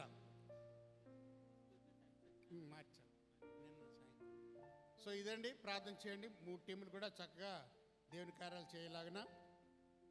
మరొకసారి మీ అందరికీ, ముఖ్యంగా మరి farmer టీంకి అధ్యక్షుల వారు, కార్యదర్శి, ట్రెజరర్ గారు, వారి మరి సహచర టీం అందరికి కూడా మరి ఒకసారి హృదయపూర్వక అభినందనలు, శుభాశిష్యులు మరి తెలియజేస్తున్నాం. చక్కగా పనిచేశారు, చక్కగా మన సంఘం యొక్క ఇమేజ్ని పెంచారు. అనుకోని రీతిగా శ్రీమతి ఎలినా రోజెస్ మనకి 1,50,000 దాకా ఖర్చు పెట్టి కెమెరా ఇవన్నీ ఆవిడ కొనివ్వడం. లైవ్ అంటే ఎన్ఏడి కెమెరా కంటే కాస్ట్లీది, లైవ్ చాలా క్లియర్గా వస్తుంది. మంచి దైవజనుడిని దేవుడు మనకి ఇచ్చాడు, సకాలంలో ఇచ్చాడు. కనుక అన్నీ మంచిగా జరుగుతున్నాయి. ఇవి ఇలా జరగాలంటే ప్రార్థన చేయండి. మీరు నాయకులకి నేను ఇచ్చే ఒకటే ఒక మాట, నేను చెప్పక్కర్లేదు, పాస్టర్ గారు ప్రసంగంలో చెప్పారు కదా. 1 పేతురు గ్రంథము 2వ అధ్యాయము 20వ వచనం, అలాగే 1 పేతురు గ్రంథము 3వ అధ్యాయము 8వ వచనం, ఈ 2 చదువుకొని ఈ సంవత్సరం అంతా మీరు మీ బాధ్యతలు నిర్వహించండి. ఎవరో పొగుడుతారు, ఎవరో అభినందిస్తారని మాత్రం చూడొద్దు, ఎవరో పొగడ్తల కోసం చూడొద్దు. కనుక అదే ఆ 2 మరి ఆయన ఈ ప్రసంగంలో చాలా మీకు ఆసక్తికరమైనటువంటి, మీరు రీఛార్జ్ అయ్యేలాగా ఆయన మెసేజ్ ఈవేళ ఉంది, ఆలోచింపజేస్తుంది ఆయన ప్రసంగం ఈవేళ. సో దాన్ని మీరు ఫాలో అయితే చాలు. వ్యక్తుల యొక్క అభినందనలు, పొగడ్తలు వద్దు, కానీ దేవుని యొక్క ఆశీస్సుల కోసం మీరు తాపత్రయపడి చేయాలని మరి మిమ్మల్ని ఆశీర్వదిస్తూ నా మాటలు ముగిస్తున్నాను. ముగించుందా అండి. నాకు ఇప్పుడు ఉన్నటువంటి కార్యవర్గంలో నాకు ఆనందకరమైన విషయం ఏంటంటే విజ్ఞాన్. ఆడిని తిట్టినా నవ్వుతాడు, కొట్టినా నవ్వుతాడు, ఏమన్నా నవ్వుతూనే ఉంటాడు. ఆ యూత్ కన్వీనర్ ఆడికి దేవుడు ఇచ్చినటువంటి గొప్ప ఆశీర్వాదం. అఫ్కోర్స్ అదర్సా కూడా అలాగే నవ్వుతుంటుంది, మరి లోపల ఏముందో మాకు తెలియదు. కానీ ఈ నవ్వులో మాత్రం కల్మషం ఉండదు. చక్కని కూడా పిల్లలు ఏదైనప్పుడు పిల్లలు యూత్ బిడ్డలు ఆడవాళ్ళు మగవాళ్ళు చాలా చక్కగా దేవుణ్ణి మహింపరుస్తూ వాడబడుతున్నారు. ఇంకనూ దేవునిలో వారు ఇంకనూ వాడబడాలని కోరుకుంటూ నా ఆశీర్వాదాలు తెలియజేస్తున్నాను. Thank you.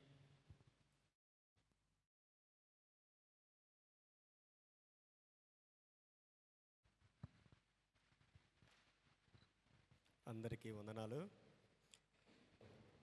610వ కీర్తన ఆశీర్వాదం కొరకు పాడదాం.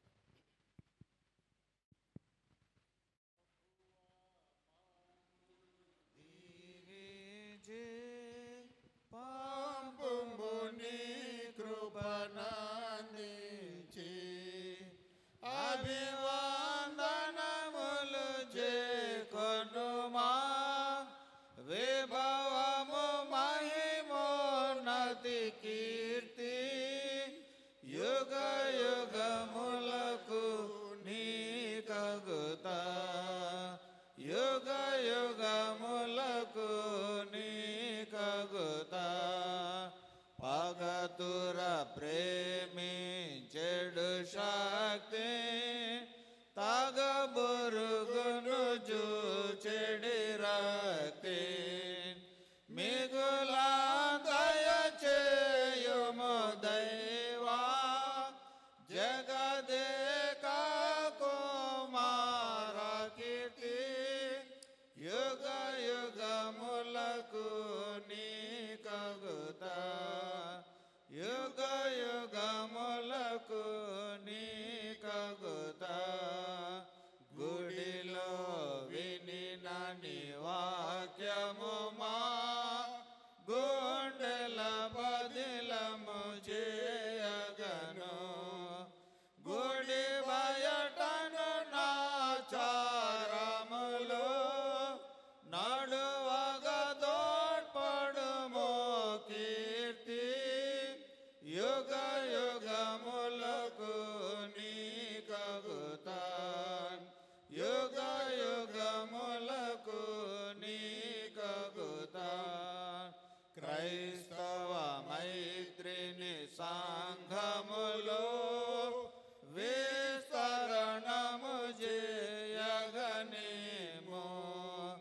నేస్తవ భావములో కములో నెరపగ దయగనుమో కీర్తి యుగ యుగములకు నీ కగుతా యుగ యుగములకు నీ కగుతా ప్రభువా మామును దీవించి పాపము నీ కృపనందించి పరలోకమందున మా తండ్రి నీ నామం పరిశుద్ధపరచునుగాక నీ రాజ్యము వచ్చునుగాక నీ చిత్తము పరలోకమందు నెరవేర్చినట్లు భూమియందు నెరవేరునుగాక మా నిన్న ఆహారం నేడు మాకు దయచేయము మా ఇళ్ళ అపరాధం చేసిన వారిని మేము క్షమించిన ప్రకారం మా అపరాధం క్షమించము మా శోధనలను తెగ కీడును తప్పించము రాజ్యము శక్తి మహిమ నిరంతరము నీవైనావు తండ్రి ఆమేన్. మన పరమ తండ్రి అయిన దేవాతి దేవుని యొక్క ప్రేమయు మన ప్రభువును రక్షకుడయున్న యేసుక్రీస్తు ప్రభువారి కృపయు సర్వసత్యములోనికి నడిపించి మనకు తోడుగా ఉండే పరిశుద్ధాత్మ దేవుని అన్యోన్య సహవాసము ఆశీర్వాద దీవెనలు మనందరికీ సదాకాలము తోడుగా ఉండును గాక. ఆమేన్. తండ్రి కుమార శుద్ధ